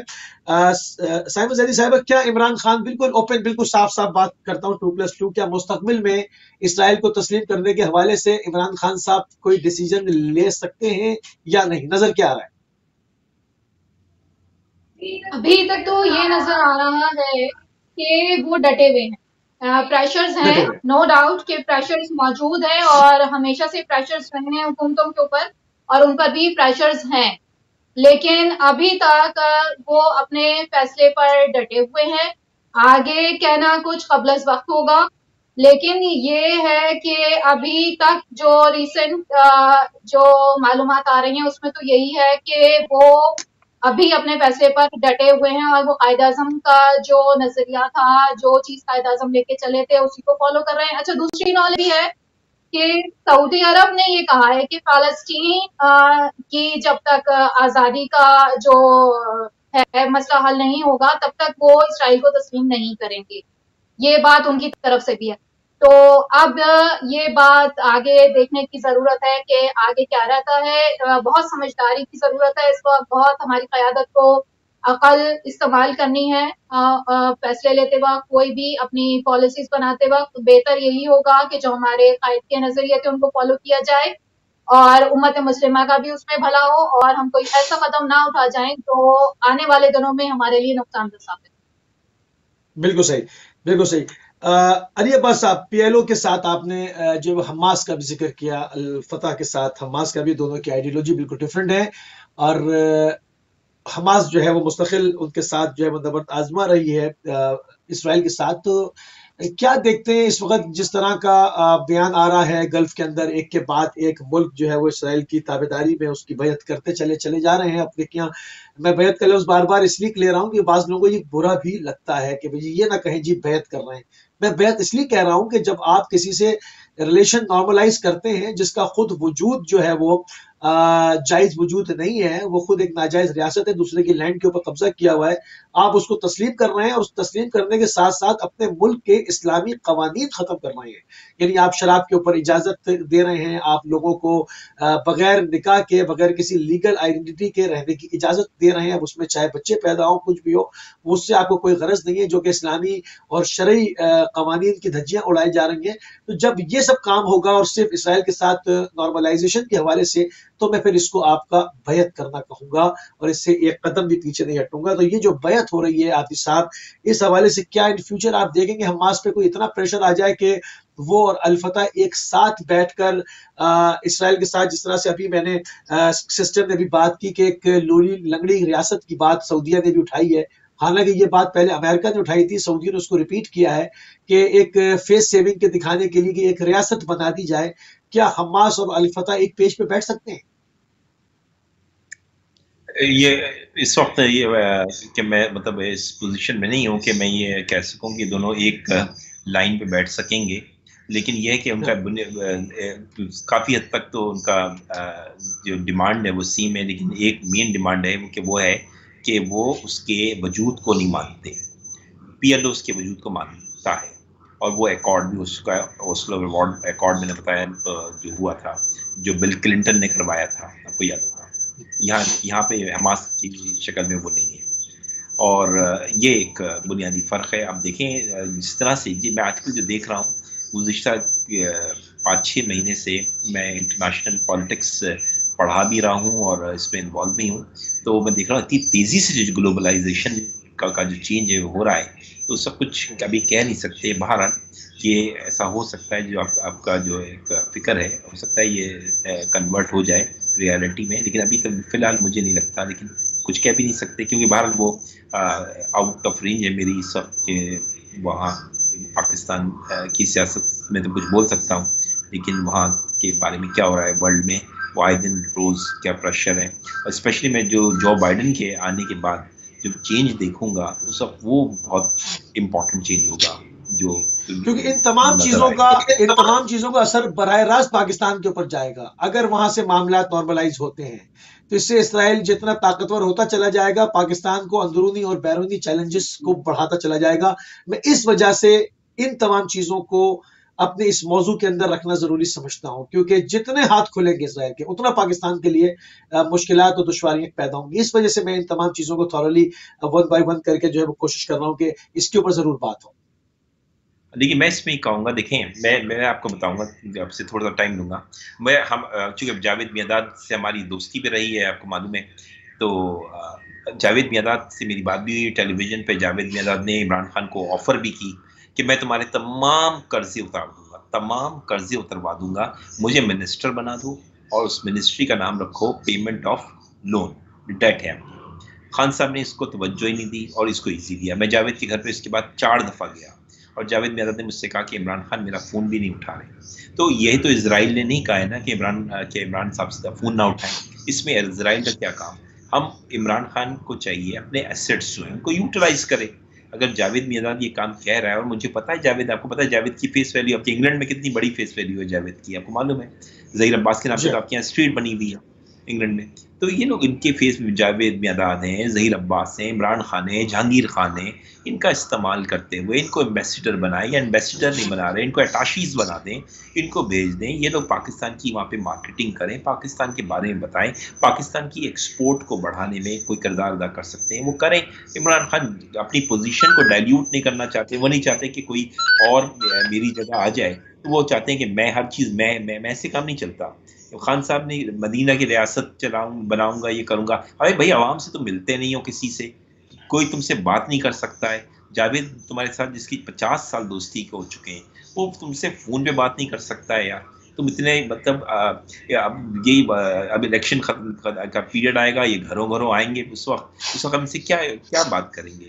تو اس وقت جو چیز آپ کر سکتے ہیں وہ کیجئے. میں کہتا ہوں کہ آپ اپنے ان لوگوں کو باہر بھیجیں، اپنے ملک کو پبلسائز کریں، اپنے ایگریکلچر پہ فوکس کریں، آپ انڈسٹریز پہ زور دیں، اپنی ایکسپورٹ کو بڑھائیں. آپ کی ایکسپورٹ بہت کم ہے. ان تمام چیزوں کو فوکس کریں. آپ جو ہیں وہ کیا نام ہے اتنے بڑے ہو گئے ہیں کہ آپ سے کوئی ملنا ہی نہیں سکتا. اب یہ حالت ہے. سوری، یہ اپنی انٹرنل پالیٹکس کو صحیح کریں. اگر دوبارہ عمران خان کو چاہتے ہیں آنا اور ووٹ سے، تو لوگوں سے تھوڑا سا قربت جوڑیں. اور جو اپنے لوگ ہیں، جیسے میں نے نام لے کے آپ سے کہا، جاوید میانداد ہیں، محسن حسن خان ہیں، ان سے پرسنلی ملا ہوں تو یہ عمران خان سے کتنا خوش ہیں. کبھی جاوید سے انٹرویو کر لیں تو بتا دیں گے، محسن سے کر لیں ان کو استعمال کرنا چاہیے تھا. وہ یہ لوگ پیٹریوٹک ہیں, انہوں نے یونیفارم پہنا ہے 24 گھنٹے پاکستان کا, تو یہ پاکستان کے لیے کام کریں گے یقیناً.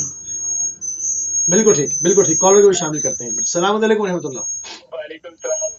دوبارہ جانا پڑا کہ یہ مسئلہ جو ہے شروع ہوا ہے نا یہ اسرائیل اور فلسطین کا, تو میں سمجھتا ہوں کہ پروفیسر علی صاحب ماشاء اللہ بہت پہلی گفتگو کر رہے ہیں اور سالڈ پروف دے رہے ہیں بدل قسم کے, اور باقی پروفیسر جو ہے نا سیما ساجد صاحب بھی بڑی اچھی بات کر رہی ہیں. میرا سوال کرتا ہوں کہ قائد اعظم محمد علی جناح نے صاف اور شفاف تقاریر اور خطبات میں یہ فرمایا تھا کہ اسرائیل کا وجود تسلیم کرنا آؤٹ آف اسٹینس ہے, آؤٹ آف کوسچن ہے. کیوں کہ اگر اسرائیل جو ہے وہ تسلیم کرتے ہیں فلسطین کو, تبھی ہمارا جگہ کوئی نہیں ہے. ہمارے موجودہ سلیکٹڈ جو پرائم منسٹر ہیں انہوں نے یہ فرمایا ہے, بڑی اچھی انہوں نے عوام کی ہے کہ ہم اسرائیل کو کبھی تسلیم نہیں کر سکتے جب تک فلسطین ریاست کو وہ ریکگنائز نہیں کرتا. اب پاکستان کا کے ساتھ کیا جگڑا ہے یا کیا جگڑا ہے؟ جگڑا کوئی نہیں ہے, صرف یہی جگڑا ہے کہ وہ ریکگنائز کرے ریاست کو, فلسطینی ریاست کو. اب میں ڈاکٹر صاحب سے یہ پوچھنا چاہتا ہوں, پروفیسر صاحب سے, عباس عابدی صاحب سے, کہ اگر تسلیم آپ پاکستان تسلیم کرتے ہیں, اگر ان کی عنایت کرے گا اسرائیل فلسطین کو, تو کیا یہ درست ہے یا نہیں؟ بہت بہت شکریہ ناظرین. بہت شکریہ, بہت شکریہ. جی جی علی عباس صاحب کیا کہیں گے آپ؟ جی میں ہمارے اگر ہم تو میں جو موجودہ سیاستدان ہیں یا پچھلے سیاستدان جو ہیں گزرے ہیں, ان کے ٹاپک پہ بات تو میں آپ کو پتہ کرتا تھا, اوائڈ ہی کرتا ہوں, چاہے کوئی بھی گورنمنٹ ہو. قائد اعظم کی جو ہے اس کو ڈسکس ہم کر لیں تو, اور تاکہ ان لوگوں کو بے وقوفوں کو پتہ تو لگے کہ حکومت کیسے چلائی جاتی ہے, تو وہ بہتر ہو. اب کرنٹ پالیٹکس یا پریویس پالیٹکس پہ مجھے وہ ویژن نظر نہیں آتا. جن کو ویژن کی ضرورت ہے ان کو کیسے ویژن دیں, آپ کے پروگرامز میں ان تک سے یہ باتیں ہوں, ان تک پہنچیں, ان کو کچھ پتہ لگے. ابھی حال ہی ہماری موجودہ قیادت کہہ رہی ہے کہ قائد اعظم نے اسرائیل کے بننے کے بعد یہ کہا. ان کو یہی نہیں پتہ ہے کہ قائد اعظم نے اسرائیل کو 1917 سے کرٹیسائز کرنا شروع کیا, کتنی ریزولوشنز پاس کرائیں. پچھلے پروگرام میں سیما زدی نے بتایا تھا, پروفیسر سیما زدی, کہ وہ ان چیزوں کو تو پتہ ہی نہیں ہمارے لوگوں کو. تو ہمیں تاریخ تو پڑھ لیں پہلے. تو اگر ہم قائد اعظم پر مجھ سے کم از کم بات کریں تو بہتر ہے. میں موجودہ سیاستدانوں سے اوائڈ ہی کرتا ہوں, لوگوں جو یہ کر رہے ہیں اچھا ہے. آپ تاریخ کی بات کر رہے ہیں علی عباس صاحب. بعض لوگوں کو تو پاکستان کا نیشنل اینتھم نہیں یاد, بعض کو سورہ توحید نہیں یاد. مطلب ایسے لوگوں سے کیا امید رکھیں گے, ایسے لوگوں سے آپ کیا سوال کریں گے؟ مطلب کراس کوشچن بھی اس سے کیا جاتا ہے جس کو پتا ہو کہ اس کے اندر پولیٹیکل ڈیپتھ ہے, کوئی چیزیں جانتے ہیں, مطلب اس کے اوپر بات کر سکتے ہیں. مطلب چھپانے غلط چیز ہوتی ہے. جہاں پر آپ کو شک ہو گئے وہ یہ چھپا رہے ہیں تو آپ کراس کوشچن کرتے ہیں کہ اگلوائیں. جہاں پر معلوم ہو گیا مطلب آگے کچھ ہے ہی نہیں, مطلب اس کو اپنا قومی ترانے نہیں یاد, اس کو کچھ پتہ ہی نہیں ہے, تو وہ کیا جانیں گے کہ کیا آئیڈیالوجی پاکستان کی بننے پہ تھی, اور اسرائیل کیوں پاکستان کا دشمن ہے؟ کیونکہ پاکستان اسلامی نام پر بنایا گیا ہے, اور پاکستان کے علاوہ کوئی ملک نہیں ہے ایسا جو اسلام کے نام پر آزاد ہوا ہو. اسلامی ملک تو بہت ہیں, اسلام کے نام پر نہیں. آئیڈیالوجی اسلامک آئیڈیالوجی کے اوپر پاکستان بنا ہے, اس وجہ سے وہ پاکستان کی پہلے دن سے دشمن ہے. تو اب وہ جو لوگ پاکستان کو پریزنٹ کر رہے ہیں وہ خود نہیں جانتے اسلامک آئیڈیالوجی کیا ہے, قائد کا ویژن کیا تھا, علامہ اقبال کا ویژن کیا تھا. ایسے لوگوں سے کیا سوال کریں گے؟ کالر میرے ساتھ ہیں, ان کو بھی شامل کرتا ہوں. السلام علیکم و رحمۃ اللہ. وعلیکم السلام موسیٰ بھائی. جی جی بسم اللہ. میں دیکھ رہا ہوں کہ آپ کے جو مہمان پچھلے ہفتے بھی انہوں نے آئے تھے, آپ دیکھیں کہ قائد اعظم کا ویژن یہ تھا تو اس نے جوگندر ناتھ منڈل وزیر قانون بنایا تھا, وہ مسلمان نہیں تھا. اور سرزپلا خان صاحب جو ہے تھے وہ وزیر خارجہ تھے, ٹھیک ہے, اور وہ عالمی عدالت کے جج بھی رہے ہیں, اور سب کچھ جو خدمت یہ ہے. تاریخ اس کو کبھی آج پاسپورٹ نکال دے. اگر 600 ٹینک کا حملہ ملک اختر علی جنرل نے روکا تھا تو وہ نہیں تھا ملک اختر کا چھوٹا بھائی, وہ چوئنر کا جو حملہ تھا. آپ دیکھیں یہ چیزیں تاریخ سے یہ تو نکال دیں گے, لیکن تاریخ نہیں نکال سکتی. چودھری فواد نے نہیں, یہاں پر پرسنل کسی کا مذہب دیکھنے کی کیا ضرورت ہے؟ کون کیا تھا؟ آپ دیکھیں کوئی بھی ختم کرتا ہے ملک کی تو وہ بہترین ہے. ہاں تو ہم کب کہے جا رہے ہیں وہی نا، ہم کب کہے جاتے ہیں کہ جنرل موسیٰ شیعہ، جنرل موسیٰ شیعہ، ہم تو جنرل موسیٰ کہتے ہیں خالی، ہم تو نہیں کہتے. آپ دیکھیں یہ جو جتنے بھائی ٹولے بھائی ہیں، ایک مہینہ پورا مریم نے دیا جی بی میں، اور ایک ہی اپنا بلاول نے، اور دو سیٹیں لی. ان کے ساتھ 5,000 4,000 کے ٹولے جو ہیں، یہ ملک کی کوئی قیادت 22 کروڑ کی یہ سما دیں گے. اگر ان کے ساتھ کوئی تعداد ہوتی تو پھر ان کو سیٹیں 22 ملنی چاہیے تھی، ان کو 2 ملنی چاہیے تھی جو موجودہ حکومت ہے. وہ 22 لے گئے اور یہ 2 سیٹیں لے. اسی طرح کراچی میں اسی طرح ٹھیک ہے، اپنی ساری روز کی ہے، اور ان میں کوئی بھی خدمت کا ابھی ڈنڈوں میں ڈنڈے ڈال کر آج دیے پتھر جو گاڑیوں میں رکھ کر مریم لے کے گئی تھی جو برسائے تھے پولیس کے اوپر. یہ خدمت کرنے والے لوگ یہ تو آ رہے ہیں بے ایمانی کے ساتھ کہ ہم دوبارہ لوٹے وہی جس طرح 70 سال سے لوٹا ہے. ایک ٹھیک ہے، ٹھیک ہے، ٹھیک ہے بھائی. اس کے اوپر کوا جو نا وہ بیٹھا ہوا چونچے مارا تھا، کسی نے آگے اڑا دیا کہ یہ ٹھیک ہے، نہیں پہنچا رہا ہے. تو اس نے کہا تو نے بڑی دشمنی کی ہے جو اس کو اڑایا ہے. کہتا ہے کہ میں نے تو تمہیں یہ چونچے مار رہا تھا اس لیے اڑا دیا. اس نے کہا کہ ابھی کوئی اور آ کے بیٹھ جائے گا میرے زخموں پر. یہ پاکستان کے زخموں پر. ٹھیک ہے احمد بھائی، بہت شکریہ، بہت شکریہ، اس کو کاٹ کاٹ کر. خدا حافظ. بہت شکریہ، بہت شکریہ، بہت شکریہ. قدر کرتا ہوں میں آپ کے جذبے حب الوطنی کی، مگر ہم میری پوری کوشش یہی ہوتی ہے، ہم ریکویسٹ یہی کرتے ہیں کہ موضوع کے متعلق اگر آپ سوال کریں تو پھر ہمارے ساتھ گیسٹ ہیں تو فائدہ ہے کہ ان سے استفادہ کیا جائے، اور ایئر ٹائم بڑا ہی قیمتی ہوا کرتا ہے. سائمز علی صاحب نا، آپ نے گفتگو جب آپ اپنی اس سے پہلے ختم کر رہی تھی اس میں آپ نے ایک فلسطینی ریاست کی بات کی تھی. ایک مختصر سی کال کو بھی شامل کروں. السلام علیکم ورحمۃ اللہ. وعلیکم السلام. مجھے بھائی علی بات کر رہا ہوں. جی جی بسم اللہ فرمائیے علی صاحب. آپ کے جو مہمان ہیں ان کو میری طرف سے سلام. علیکم السلام. آپ بڑے اچھے گیسٹ آپ لاتے ہیں، آپ کا شکریہ میں ادا کرنا چاہتا ہوں کہ لوگوں کو بڑی اچھی انفارمیشن دے رہے ہیں. بہت شکریہ. اور یہ جو گیسٹ ہیں یہ بڑی زبردست، بڑی قابل احترام ہے جو انفارمیشن لوگوں کو دے رہے ہیں. لیکن اگر اس کے اوپر تھوڑا کام کریں کہ اس کے کتاب لکھیں یا اس کو نیٹ پہ ڈالیں تاکہ لوگوں تک یہ انفارمیشن پہنچ سکے. تو میں آپ پروگرام کو کنٹینیو کریں تاکہ لوگ ان کو سنیں. بہت شکریہ. لوگوں کو انفارمیشن ملے. جزاک اللہ. میں شکریہ ادا کریں. بہت شکریہ علی صاحب، بہت شکریہ، بہت شکریہ ذرا نوازی کا، بہت شکریہ. جی سر، آپ نے کہا تھا کہ ایک ریاست کا نام لیا جا رہا ہے کہ جی فلسطینی ایک ریاست بنے. اگر میں اس کو آگے بڑھاؤں بات کو، کہوں گے اگر ایک لنگڑی لولی سی ریاست بنا دی جاتی ہے فیس سیونگ کے لیے، عرب کے خائن حکمرانوں کے فیس سیونگ بھی ہو جائے اور دنیا بھر میں اسرائیل بھی اپنی فیس سیونگ کرے گی، جی ہم نے تو فلسطین کو بھی آزاد کر دیا، دیکھیں ہم نے اس کو غضب نہیں کیا، حالانکہ فلسطین کی ارض کے اوپر خود ہی بیٹھے ہوئے ہیں، مگر یہ کہ یہ کہا جائے کہ ہم نے فلسطینیوں کو ان کا حصہ دے دیا، اب ہم جانے اور یہ عرب جانے اور اپنا کام وہ آگے شروع کریں. تو یہ لنگڑی لولی سی ریاست اسرائیل کے سامنے کیا مقاومت دکھائے گی؟ کیا اس کا فیوچر ہوگا؟ اس کو فنڈز تو بہرحال اسرائیل ہی دے گا، وہ جو محصولات آتی ہیں، مطلب یہ ڈرامہ کتنے عرصے چل پائے گا؟ جی اس کے لیے میں قائد اعظم کے الفاظ کوٹ کر دیتی ہوں. یو این او کا قیام 1945 میں ہوا اور اس سے پہلے LON ہوا کرتی تھی، یعنی لیگ آف نیشن. اسرائیل کا مسئلہ برطانیہ نے یو این کو دے دیا اور یو این میں یہ طے پایا کہ ووٹنگ کرائی جائے، اور ووٹنگ ہوئی. یو این کے ممبرز نے طے کیا کہ آدھا فلسطین عرب کو اور آدھا اسرائیل کو دے دیا جائے.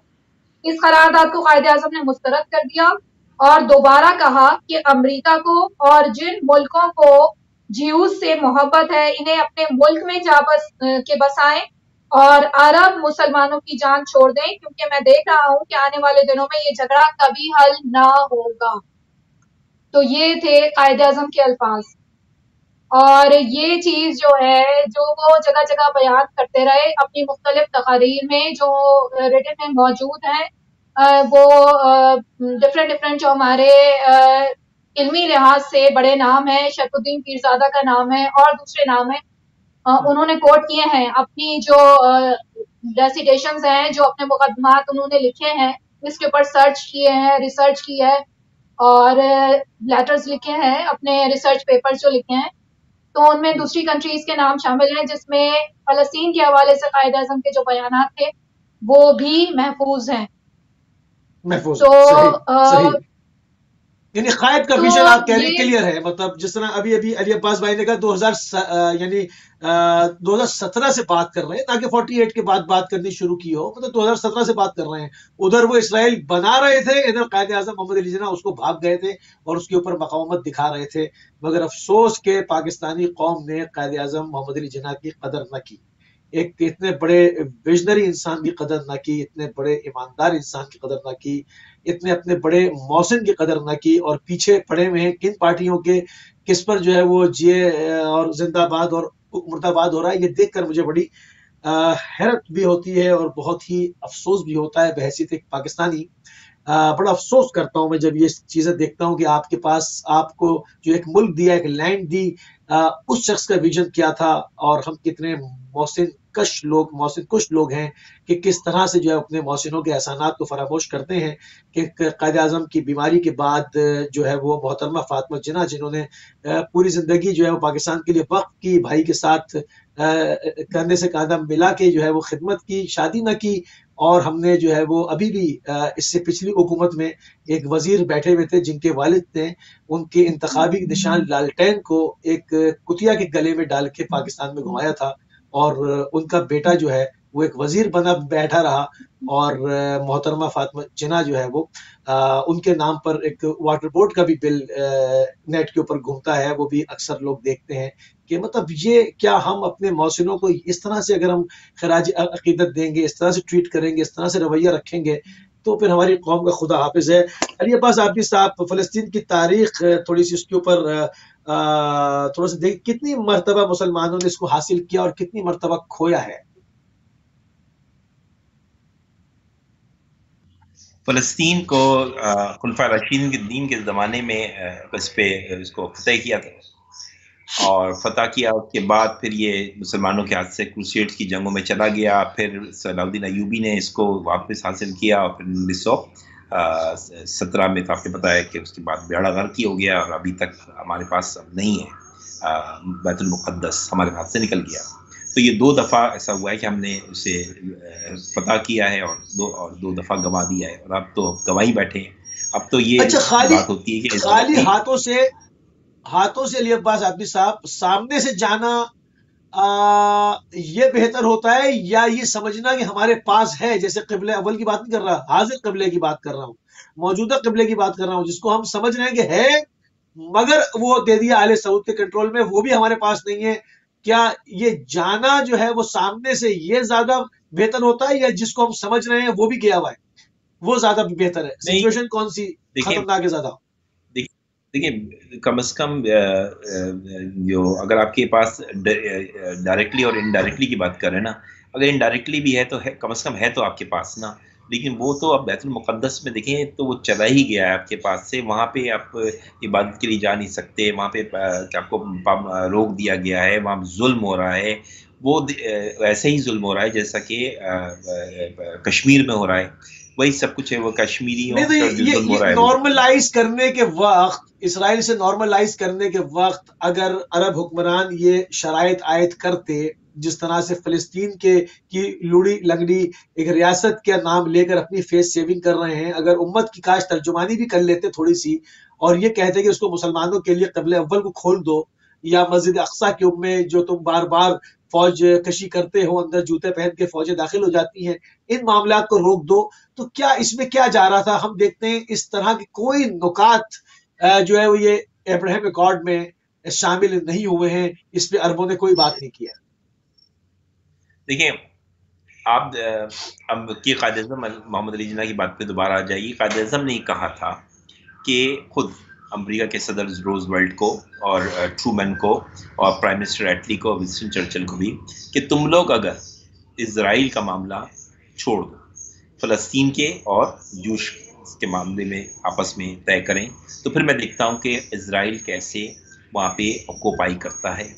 اس کا مطلب یہ ہے کہ اسرائیل کو since from the beginning support حاصل تھی امریکہ کی. اور قائد اعظم نے یہ بھی کہا کہ اگر تم لوگوں کو اتنی ہی محبت ہے اس سے، یہ جوش سے، بنی اسرائیل سے، تم لوگ امیگریشن دیتے ہو، ٹھیک ہے نا، لوگوں کو بلاتے ہو اپنے ملک میں، تو ان کو اپنے پاس بلا لو یار. تھوڑے سے تو ہیں، ہٹلر نے باقی سال کو بتایا مار دیے تھے 42 لاکھ کے قریب. थोड़े से इनको अपने पास रख लो, अपने पास बुला लो, रख लो, उनको आबाद कर लो, कनाडा में कर लो, अमेरिका में कर लो। उन्होंने कायद-ए-आज़म ने कहा, और कायद-ए-आज़म ने कहा मैं जानता हूँ कि इजराइल के पीछे किसका हाथ है, और ये ब्रिटिशर्स का और अमेरिका का उन्होंने नाम लिया, इनका अभी भी ये हाथ है। तो वो इजराइल इसी पे अकड़ रहा है। आज इजराइल के पास न्यूक्लियर वेपन्स कैसे आ गए, अंदाजा करें क्या मतलब। वो एक तो कब्जा कर लिया, न्यूक्लियर वेपन्स ले लिए, और जो उस पे मुल्क पे जिन्होंने कब्जा, जो लड़ाई करने की कोशिश की, जॉर्डन ने या इजिप्ट ने, उनकी वो मारे खा गए। 3 जंगों में अरब ने मार खाई। इतना ताकतवर इजराइल कैसे हो गया, तो जिसके पास मुल्क ही नहीं था दुनिया में, वो दर बदर फिर रहे थे, और वो आज इतनी मजबूत ताकत बने में आज का अमेरिका के उनके इशारों पे चलता है। अमेरिका की बैंकिंग, दुनिया की बैंकिंग, दुनिया का मीडिया इजराइल कंट्रोल कर रहा है। इसकी वजह ये सुपर पावर्स इसको सपोर्ट कर रहे हैं तमाम। हम लोग मुसलमान जो हैं वो हमें क़यादत की ज़रूरत है, जो है नहीं। मैंने आपको बताया ना कि हम, मैं साफ अगर बात कर लूँ, थोड़ी सी सख्त बात तो होगी, मगर जो साफ बात करूँ तो बेहतर रहेगा। मुसलमान जो इस नौबत पे पहुंचे हैं, इस हाल में पहुंचे हैं, ये दाखिली इख्तिलाफ की वजह से पहुंचे हैं, ये फिरक़े वारियत की वजह से पहुंचे हैं। ना आपके साइंसदान आज भी कत्ल होते हैं, ना कि आप नए साइंसदान पैदा करते। आप एक दूसरे को काफिर की रट में लग गए, एक दूसरे के ऊपर हमले, दाखिली जंग, दाखिली फिसाद, सारी एनर्जी मुसलमानों की आपस में एक दूसरे से लड़ाई में झोंक दिया आपने। दूसरे आए और आपके ऊपर अब वो गलबे के लिए पूरे एक्सीलेटर के साथ वो जो पूरा प्रेशर आपके ऊपर दिए हुए। अगर अली अब्बास भाई मैं गलत कह रहा हूं तो मुझे टोके प्लीज। देखिए, मैं अभी आपको बिल्कुल सही कह रहे हैं। मैं आपको मिसाल देता हूँ। आपके प्रोग्राम में डॉक्टर जान आलम साहब भी आए, उन्होंने कोरोना की इलाज निकाला, और आपने देखा कि उस मेडिसिन में एक बड़ी बर्थ भी थी। कम से कम पाकिस्तान के प्राइम मिनिस्टर को नहीं तो कम से कम हेल्थ मिनिस्टर को चाहिए था वो 5 मिनट का इंटरव्यू तो कर लेता उस आदमी का, उस मेडिसिन को तो चेक तो कर लेता। अब वो साइंटिस्ट को वो रशिया में बैठा हुआ चला गया, रशिया वापस। मतलब वो पूरी लेबोरेटरी लेकर आए थे, पूरी लैब लेकर आए थे, वो पूरी लैब लेकर वो रशिया चले गए। तो अब आपको मैं क्या ऐसे एक जान आलम नहीं, बहुत से साइंसदान हैं, बहुत सारे बिजनेसमैन हैं, बहुत सारे आर्किटेक्ट हैं, वो पाकिस्तान में आना चाहते हैं। लेकिन पाकिस्तान के क्या, मुझे नहीं समझ में आता। मुझे शब्बर जदी साहब ने एक बात कही थी बड़ी प्यारी कि अब्बास, वो जो इस्लामाबाद जाने के बाद उनकी गर्दनों में ना सरिया लग जाता है। वो अब मुझे बड़ा समझ में आ रहा है जब मैं देख रहा हूँ, स्पेशली कि वो लोग जो आजकल बैठे हुए हैं उनसे मैं मिला भी हूँ, जानता भी उनको। तो अब उनसे फ़ोन करो, वो फ़ोन नहीं उठाते। एक मिनिस्टर आपका फ़ोन उठा लेना, मैं आपको बताऊँ नहीं। तो कहना ये कि हम इस तरह से लॉस्ट करेंगे। लोग बिजनेस के लिए आना चाह रहे हैं, कुछ लोग फंड देना चाह रहे हैं, उनसे नहीं मिल रहे, उनसे मीटिंग ही नहीं कर रहे। लगता नहीं है कि सिंसियरिटी का लेवल क्या है। अगर कोई आदमी कहता है मैं फ़ंड देना चाहता हूँ, तो वो उसको पीछे लग जाएं कि भाई हमें फ़ंड कैसे दोगे, बताओ, हम तुम्हारे लिए ये करके दें, एकोमोडेट करें। कुछ नहीं। साइंसदान आ गए कोरोना की, अगर कोरोना की मेडिसिन पाकिस्तान में बन जाती और ये एक्सपोर्ट होती तो पाकिस्तान को सुपर डुपर जो है वो फॉरेन एक्सचेंज मिलता। ये देखें, बेचते हैं बाहर, पाकिस्तान का नाम बनता, इमेज बनता। और ये शुरू की बात है, पिछले साल बिल्कुल अवाइल की बात है, शायद मई जून की बात है, इससे भी पहले की। जी बिल्कुल, आपने इंटरव्यू किया था उसमें, उसके बाद जैसे ही पैंडेमिक डिक्लेयर हुआ था हमने इंटरव्यू किया था, तो किया था शुरू में ही। तो इतने मैंने देखा था वो प्रोग्राम आपका, लेकिन इतने ज़्यादा लोगों ने इससे फ़ायदा उठाया। जिन लोगों ने फ़ायदा उठाया, देखिए बदकिस्मती देखें हमारी, जिन लोगों ने फ़ायदा उठाया मैं उनसे मिला। मैंने उन लोगों से कहा कि तुम लोग कुछ करो, तुम लोग बड़ी अच्छी पोजीशन में बैठे हो। उन्होंने कहा कि नहीं, अब हमारी कौन सुनता है। लोग फ़ायदा तो उठा लिया। और बेवकूफ़ डॉक्टर को कहूँगा जिसने फ्री मेडिसिन बांटी इन लोगों को, उन लोगों ने उसको क्या दिया? कुछ भी नहीं दिया।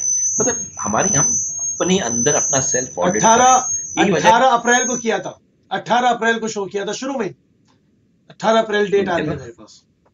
ये हम अपना ऑडिट कर लें जरा सा। मैं करंट गवर्नमेंट हो, प्रीवियस गवर्नमेंट हो, मैंने कहा मैं तनकीद नहीं करता, मैं इसलिए नहीं करता कि मैं अपना कंडक्ट करता हूँ ऑडिट। तो मुझे नजर आता है हजारों गलतियां मुझ में। लेकिन हम जितने कॉलर्स आपके पास आएंगे, जितने मेहमान आपके पास आएंगे, वो ये कह के जाएंगे ये गलत हो रहा है, ये गलत हो रहा है। मैं कभी कहता ही नहीं गलत हो रहा है। मैं कहता हूँ कि अपने हिस्से की शम्मा तुम जलाओ। सब आदमी अपने हिस्से की शम्मा जलाना शुरू कर दे, मामला सही हो जाएगा। अब ये सोचते हैं कि कोई आके सही करेगा, तो देखें आके कोई नहीं सही कर सकता। जिसको सही होना था अदम ने रसूल पाक सल्लल्लाहु अलैहि वसल्लम से लिखा मैं आप पे डालूं, आप जिनको हिदायत पे वापस डालें, इससे तो नहीं होगा। इनको हिदायत नहीं। थोड़ी सी बात وہ ابو لہب سے ہوں گے. ٹھیک ہے, جناح صاحب کی طرف آتے ہیں. جناح صاحب کی طرف صاحبہ زیدی صاحبہ, جناح صاحب نے جب UN کی ووٹنگ ہو رہی تھی اسرائیل کے حق میں, تو انہوں نے کچھ فرمایا تھا, کیا ہماری اور ہماری قوم کو یاد دلائیں گے آپ؟ جی ہاں, میں نے ابھی آپ کو کہا تھا, یاد دلایا تھا, میں دوبارہ ریپیٹ کر دیتی ہوں کہ UN کا قیام 1945 میں ہوا. اس سے پہلے یہ لیگ آف نیشنز کے نام سے تھی. اور اس کے بعد اسرائیل کا مسئلہ برطانیہ نے, جب اسرائیل کا مسئلہ ہوا تو برطانیہ کو یہ لگا کہ یہ UN میں پیش کر دینا چاہیے. تو برطانیہ نے یہ ووٹنگ کے لیے UN میں پیش کر دیا, وہاں ووٹنگ ہوئی, اور اس کے بعد ان لوگوں نے یہ طے کیا کہ آدھا حصہ فلسطین کا عرب کو دے دیا جائے اور آدھا اسرائیل کو دے دیا جائے. تو قائد اعظم نے اس کو مسترد کر دیا تھا, اس قرارداد کو بالکل, اور انہوں نے یہ کہا تھا کہ امریکہ کو اور جن ملکوں کو جیوز سے محبت ہے انہیں اپنے ملک میں جا کر بسائیں اور عرب ممالک کی جان چھوڑ دیں, کیونکہ میں دیکھ رہا ہوں کہ آنے والے دنوں میں یہ جھگڑا کبھی حل نہ ہوگا.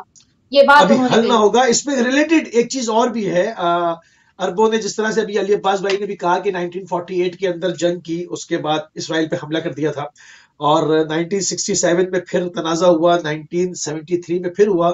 اگر میں اس میں سوال رکھوں کہ بھئی اس کا رزلٹ کیا ملا, الٹے اپنے علاقے آپ گنواتے چلے گئے. جب حملہ کیا, جب کچھ اس کو بڑا کر کے آئے, اس سے واپس تو کیا لیتے, اس کو بڑا کر کے آئے. اس کی مین وجہ کیا تھی, کیوں اتنے کمزور کیوں ثابت ہو رہے تھے, حالانکہ مصر جیسی قوی سپاہ بھی رکھتے تھے؟ جی وہ میں بتاتی ہوں کہ اس وجہ سے کہ جو علاقہ مسلمانوں کا اس وقت آباد تھا وہاں پہ, تو وہاں پہ ہوا یہ کہ یہ لوگ آہستہ آہستہ داخل ہونا شروع ہوئے. یہ قوم جب یہاں پہ ان لوگوں کو راستہ دیا گیا, ان لوگوں کو بڑی سپر پاور جو اس وقت تھی موجود اور ان کو سپورٹ کر رہی تھی, انہوں نے ان کو راستہ دیا. وہاں پہ جو لوگ پیسہ چاہتے تھے اس وقت, انہوں نے اپنی جائیدادیں بیچنی شروع کی. اب ہوتا یہ تھا کہ وہاں پہ جب یہ لوگ جائیداد خریدتے جاتے تھے تو بیچ میں ان کے ایک جیسے کسی نے کہیں جائیداد خریدی, اس کے بعد تھوڑا سا ایریا چھوڑ کے دوسری جگہ خریدی, تو بیچ کے ایریا میں سارے عرب آباد تھے. تو ان عربوں کو وہاں سے بھگانا شروع کیا. ان جو اپنا انہوں نے جو جائیدادیں خریدی ان کی تار بندی شروع کی. جب ان کی تار بندی شروع ہوئی وہاں پہ, تو جو بیچ کے جو عرب جو لوگ جن کی وہ زمین تھی اور وہ جو بیچنا نہیں چاہتے تھے, ان کو ڈنڈے مار مار کے, ان کو بالکل مار پیٹ کے وہاں سے اپنی زمین چھوڑنے پہ ان کو مجبور کیا. تو اس طرح سے ان کے ہاتھ یہ ایریا آتا چلا گیا. اچھا, پھر جو پڑوسی ممالک تھے جن کا آپ نے نام لیا, انہوں نے ان کو بچانے کی کوشش کی. تو انہوں نے جو ہے یہ 3 مرتبہ جو انہوں نے جو کیے اٹیکس جو کیے, انہوں نے اپنی کوششیں کی کہ کسی طرح اس ایریا کو بچایا جائے اور واپس جن کا تھا ان کو دلایا جائے. تو اس میں ان کو ناکامی ہوئی, کیونکہ بڑی طاقتیں جو تھی وہ ان کے ساتھ تھیں, جس کی وجہ سے یہ جو قوم تھی یہ اپنا ایریا پھیلاتی چلی گئی. اور آخرکار نوبت یہاں تک آئی کہ اسرائیل کا جو پیننسولا تھا, اور 3 علاقوں کے نام میں آپ کو بتا دیتی ہوں, سیریا کا گولان کا علاقہ تھا, اردن کا ویسٹ بینک کا علاقہ تھا جو چلا گیا, مصر کا غزہ کا علاقہ تھا, اور سینائی پیننسولا. تو صرف سینائی پیننسولا ایسا ایریا تھا جس کو واپس لینے کے لیے یہ شرط رکھی کہ یہ ایریا ہم مصر کو تم کو واپس دے دیں گے, تم ایسا کرو کہ ہماری جو وجود ہے اس کا اقرار کر لو, یعنی ہمیں مان لو اسرائیل کو, تو ہم تمہیں یہ ایریا دے دیں گے واپس. تو انہوں نے اقرار کر لیا اور اپنا ایریا ان کو اس طرح مصر کو واپس مل گیا. تو یہ بڑی مجبوری کا اقرار تھا, حالانکہ انہوں نے اٹیک کیا تھا, لیکن یہ کہ وہ ایریا چلا گیا تھا اور پھر اس طرح انہیں مجبور ہو کے اور ان کو اقرار کر کے وہ ایریا واپس ملا. یہ ہوا تھا. بالکل ٹھیک ہے. بالکل ہمارے پاس جو ہے وہ وقت دامن وقت میں اب گنجائش کم سے کم ہوتی چلی جا رہی ہے. کچھ پوائنٹس اور ہیں کیونکہ قائد اعظم محمد علی جناح صاحب کے متعلق بات ہو رہی ہے, ان کی نگاہ پہ بات ہو رہی ہے, تو یقیناً جو ہے وہ اس پہ بہت بڑا سبجیکٹ ہے, یہ اس کے اندر بڑی ڈیپتھ ہے. علی عباس عابدی صاحب, جناح صاحب کا اور ایران کا ریلیشن کیا تھا؟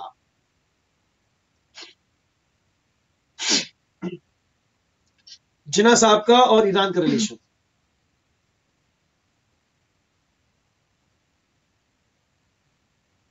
آواز نہیں آ رہی, آواز نہیں آ رہی. 1940 میں دوسری جنگ عظیم جاری تھی, اس دوران چونکہ ہم آزاد نہیں ہوئے تھے، ہم انڈیا کا حصہ تھے اور انڈیا جو تھا وہ برطانیہ کا حصہ تھا، تو تاج برطانیہ جنگ لڑ رہا تھا جرمنی سے، اور تو اس وقت ہمیں مسلمان فوج میں تھے انڈیا کی، وہ تاج برطانیہ کا حصہ تھا انڈیا، تو مسلمان فوج بھی مجبور تھی، انڈیا مجبور تھا کہ وہ برطانیہ کی بات مانے کیوں کالونی تھا اس کی. تو جب ایران پہ قبضہ کیا اس دوران جنگ عظیم دوم میں 1940 کے اندر، تو قائد اعظم نے کہا کہ ہند کے مسلمانوں سے کہ میں یہ کہنے جا رہا ہوں کہ اگر ایران کو خالی نہیں کیا گیا تو مسلمان کے تمام فوجی، انڈیا کے تمام فوجی جو مسلمان ہیں وہ نئی جنگ میں حصہ لیں گے اور برطانیہ کی جنگ نہیں لڑیں گے، تاج برطانیہ سے اختلاف کریں گے. تو پھر کیا ہوا کہ برطانیہ نے سوچا کہ یار ایسا نہ ہو کہ اتنی بڑی فوج ہے انڈیا میں، پاپولیشن بڑی ہے، چائنا کے بعد انڈیا کی پاپولیشن بہت بڑی ہے اس وقت بھی تھی، تو تاج برطانیہ نے سوچا کہ ایسا نہ ہو اتنی بڑی فوج ہمارے ہاتھ سے نکل جائے. تو پھر انہوں نے کیا کیا، جو ایران پہ اللیگل آکوپیشن کیا تھا وہ انہوں نے ختم کیا. تو ایران پہ بہت بڑا احسان ہے قائد اعظم کا یہ وعدہ کہ انہوں نے کہا تھا کہ مسلمانوں کو جنگ سے ہٹا دوں گا اگر ایمان سے بتائیے مجھے، ہمارے وزراء میں کتنے لوگوں کو یہ بات معلوم ہوگی؟ ایمان سے بتائیے. نہیں پتا ہوگی نا ان کو. یہ میرے آپ کے کئی پولیٹیشین سے بیٹھ کے بات کی، انہوں نے کہا یار یہ قائد اعظم کی جو پوسٹیج پہ ملکوں کی ایک تصویر کیوں ہے، مختلف ملکوں میں قائد اعظم کی اسٹیچوز بنے ہوئے ہیں اور کیا نام ان کے ٹکٹ پہ تصویریں ہیں، کیوں ہیں؟ میں نے کہا کہ ان کے صحافیوں سے بھی میری بات ہوئی تو مجھے بڑی حیرت ہوئی. میں نے کہا کہ کیا بولوں ان کو، کیونکہ دیکھیں ہمارے یہاں تو عالم یہ ہے کہ یہی نہیں پتا ہوتا کہ اگر کسی سے پوچھ لیں کہ جب میں مطلب ایک پروگرام میں انور مقصود نے پوچھا کہ ڈاکٹر قدیر خان بیٹھے ہوئے تھے، مہمانوں سے پوچھا کہ یہ کون ہے پتہ ہے آپ کو، تو کوئی مہمان انہیں پہچان نہیں سکا. تو یہ تو عالم ہے. آپ کو پتہ ہے راجہ محمود آباد بیچارے مایوس ہو کے چلے گئے تھے پاکستان چھوڑ کے، وہ ایک تقریب میں گئے، وہاں ان لوگوں نے ان کو نکال دیا، انہیں اندر نہیں آنے دیا، پتہ ہی نہیں تھا کہ راجہ محمود آباد نہیں ہے. اچھا مجھے ابھی کسی سے پوچھوں کہ بھائی پاکستان کو سب سے زیادہ دولت کس نے دی، تو 1% مجھے بتاتا ہے کوئی کہ راجہ محمود آباد نے، باقی نہیں بتا سکتے. میں ان کو کہتا راجہ محمود آباد کا اصلی نام کیا تھا، اصلی نام بتا دو، جس نے دولت دی تو اصلی نام بھی نہیں پتا ہوتا لوگوں کو. مجھے ایک سوئٹزرلینڈ کے یہاں پہ وہ تھے کاؤنسل جنرل، بڑا مشہور، وہ مسلمان بھی ہو گیا، اس کا نام تھا ایمل ویس. تو سوئٹزرلینڈ کا کاؤنسل جنرل تھا کراچی میں. اس نے مجھ سے کہا باس تم اتنا کام کرتے ہو جناح کے اوپر، میں نے اتنے وزٹ کیے ہیں اسکولس کراچی کے، اور میں نے پوچھا ہے قائد اعظم کی ڈیٹ آف برتھ بتا دو، ایک نے نہیں بتایا. اچھا میں نے اس کی بات کو شاید نہیں سمجھا. پھر میں نے انٹرویو کرتا ہوں مختلف آج کل کے جو ہوتے ہیں لاء کے، اس میں میں یہ سوال رکھتا ہوں، تو مزے کی بات یہ ہے کہ میرے خیال میں کوئی نہیں بتا پاتا کہ قائد اعظم کب پیدا ہوئے. تو کوئی کہتا ہے 11 ستمبر کو 1950 میں پیدا ہوئے تھے. میں نے کہا اچھا قائد اعظم 1950 میں پیدا ہوئے، ٹھیک ہے بھائی گڈ. اور 47 آپ اپنے جو کالر بھی کال کرے نا تو آپ اس سے پوچھیں، آپ کر کے دیکھیے گا کہ یہ بہت حب الوطن بن رہے ہو تم، تو بتاؤ قائد اعظم کی ڈیٹ آف برتھ کیا ہے. اگر وہ بتا دے تو میں آپ کو جو کہیں گے وہ انعام میں بھیج دوں گا کراچی سے آپ کی طرف. یہ عالم ہے ہمارا. تو مطلب یہ ہے قائد اعظم کو پڑھایا جائے اور جتنا قائد اعظم کی تعلیمات ہیں نا ان کو ڈسکس کیا جائے تاکہ ان تک بات پہنچے، پھر چینج آئے گا. دیکھیں جب تک میں نے قائد اعظم کو جب تک پڑھا نہیں تھا نا تو اس وقت تک مجھ میں بہت ساری مسٹیکس اور غلطیاں تھیں، بینگ دی مینیجر یا being the leader of the university. لیکن جب میں نے ان کو پڑھا اور سمجھا تو پھر وہ چینجز آئیں. اس لیے ضروری ہوتا ہے کہ ہم مذہب کو، رسول پاک صلی اللہ علیہ وسلم کو فینیٹک لوگوں سے پڑھوا دیتے ہیں، جذباتی قسم کے ایگریسو لوگ ہوتے ہیں ملا ہمارے، اور قائد اعظم کو ہم ان لوگوں سے پڑھواتے ہیں جنہوں نے قائد اعظم کو پڑھا ہی نہیں ہوتا ہے. تو ہم کیا کریں گے؟ یہی وجہ ہے کہ ہمارے آئین کی ایسی تیسی ہوئی. دنیا کا واحد ملک ہے جس کے اندر 3 آئین بنے، اور اس آئین کے ساتھ جو بنے ان کے ساتھ کیا ہوا، جو آئین ہے اس کے ساتھ کیا ہوا، معطل ہوا کیا ہوا، سب کچھ یہاں پہ سب چلتا ہے. ہم لوگ سمجھتے ہیں یہ سب صحیح ہے، اور امریکہ کو بنے ہوئے 250 سال ہو گئے ہیں، اس میں صرف 27 امینڈمنٹ ہوئی ہیں. ہم 3 آئین بدل چکے ہیں. ہم تو امینڈمنٹ کرتے ہی نہیں، تو آئین بدل دیتے ہیں اٹھا کے. یہ ہمارا آئین بدل دیتے ہیں، جاری چھوڑاتے ہیں. ایک مختصر سی کال لیتا ہوں. السلام علیکم ورحمۃ اللہ. السلام علیکم. آگے علی. جی کون بھائی میرے کہاں سے؟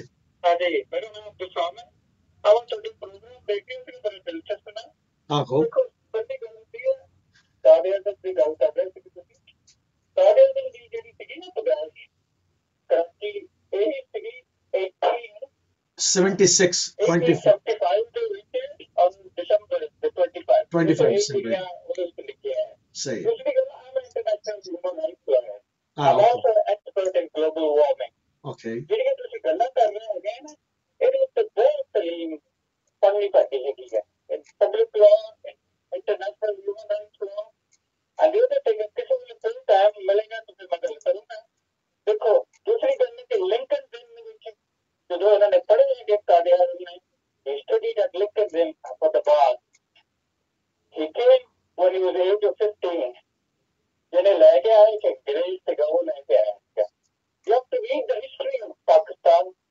not all the people know this but my uncle worked with Qadi Azam so I know the history of Pakistan بہت عمدہ جزاک اللہ جی بہت شکریہ بہت شکریہ بالکل پروگرام جو ہے وہ ہمارا اپنے آخری اوائل کے اندر داخل ہو گیا اور جاتے جاتے سائمہ زیدی صاحبہ آپ نے بڑی عمدہ گفتگو کی اور بڑی چیزوں کو جو قانونی جو ہسٹوریکل چیزیں تھیں تاریخی جملات تھے ان کو جو ہے وہ ہماری ناظرین کی اذان عالیہ تک پہنچایا رائے حل اس وقت کیا ہے پاکستان جہاں پر اس وقت موجودہ صورتحال میں ہم ایک مخمصے کے اندر پھنسے ہوئے ہیں ہمیں بیرونی چیلنجز بھی ہیں اندرونی چیلنج بھی ہیں معاشی چیلنجز بھی ہیں اور بے رحم جو ہے وہ اس وقت حکمران ہیں چاروں طرف اس وقت ہم جس جگہ پر اسٹک ہوئے ہوئے ہیں رائے حل کیا ہے میسج دیتی جائیں ہمارے ناظرین کو جی میں بس تھوڑا سا یہ بتانا چاہوں گی کہ چیلنجز صرف ہمیں نہیں ہیں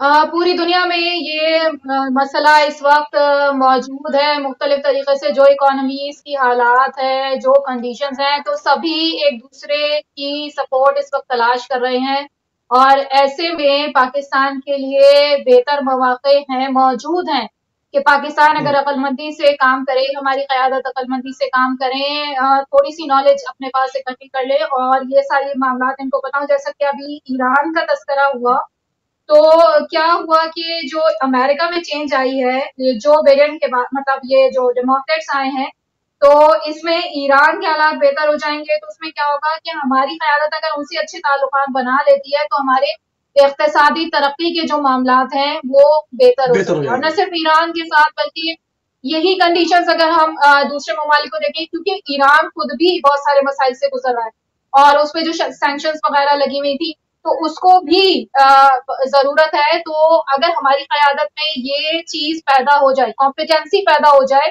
کہ وہ ایسے معاملات سے ڈیلنگ اپنی جو ہے وہ اچھی بنا سکے تو جیسے چابہار کا معاملہ ہے جیسے چابہار کیا ہے آئل روٹ بنا ہوا ہے چابہار جو ہے آئل روٹ بنا رہا ہے اور جو آئل روٹ سی پیک کے تھرو جو جا رہا ہے وہ سارے ایران کے جو معاملات ہیں اقتصادی اس میں آتا ہے تیل کا جو ایریا گوادر سے ہو کے گزرتا ہے تو گوادر میں ایران کے پاس زیادہ یعنی پاکستان سے اگر وہ کرتا ہے تو زیادہ ہوتا اس نے بہرحال چائنا کے ساتھ جو لنکس بنائے اپنے تو وہ چائنا نے ڈیل کیا چائنا اس وقت ڈیل کرنے کی پوزیشن میں تھا تو کہنے کا مقصد یہ کہ پاکستان اگر ڈیل کرنے کی پوزیشن میں آ جائے پاکستان میں کمپیٹنسی آ جائے تو ان موقعوں کا فائدہ اٹھا سکتے ہیں جو پوری دنیا میں اس وقت حالات چل رہے ہیں اس میں ہر ملک کو کوئی نہ کوئی مسئلہ درپیش ہے اور صرف ہمارے ملک کو نہیں تو اس وقت کیا ہوتا ہے جو شارٹ انالیسس میں نے بتایا تھا اسٹرینتھ ہماری ویکنیسز اور اپرچونٹیز اور تھریٹس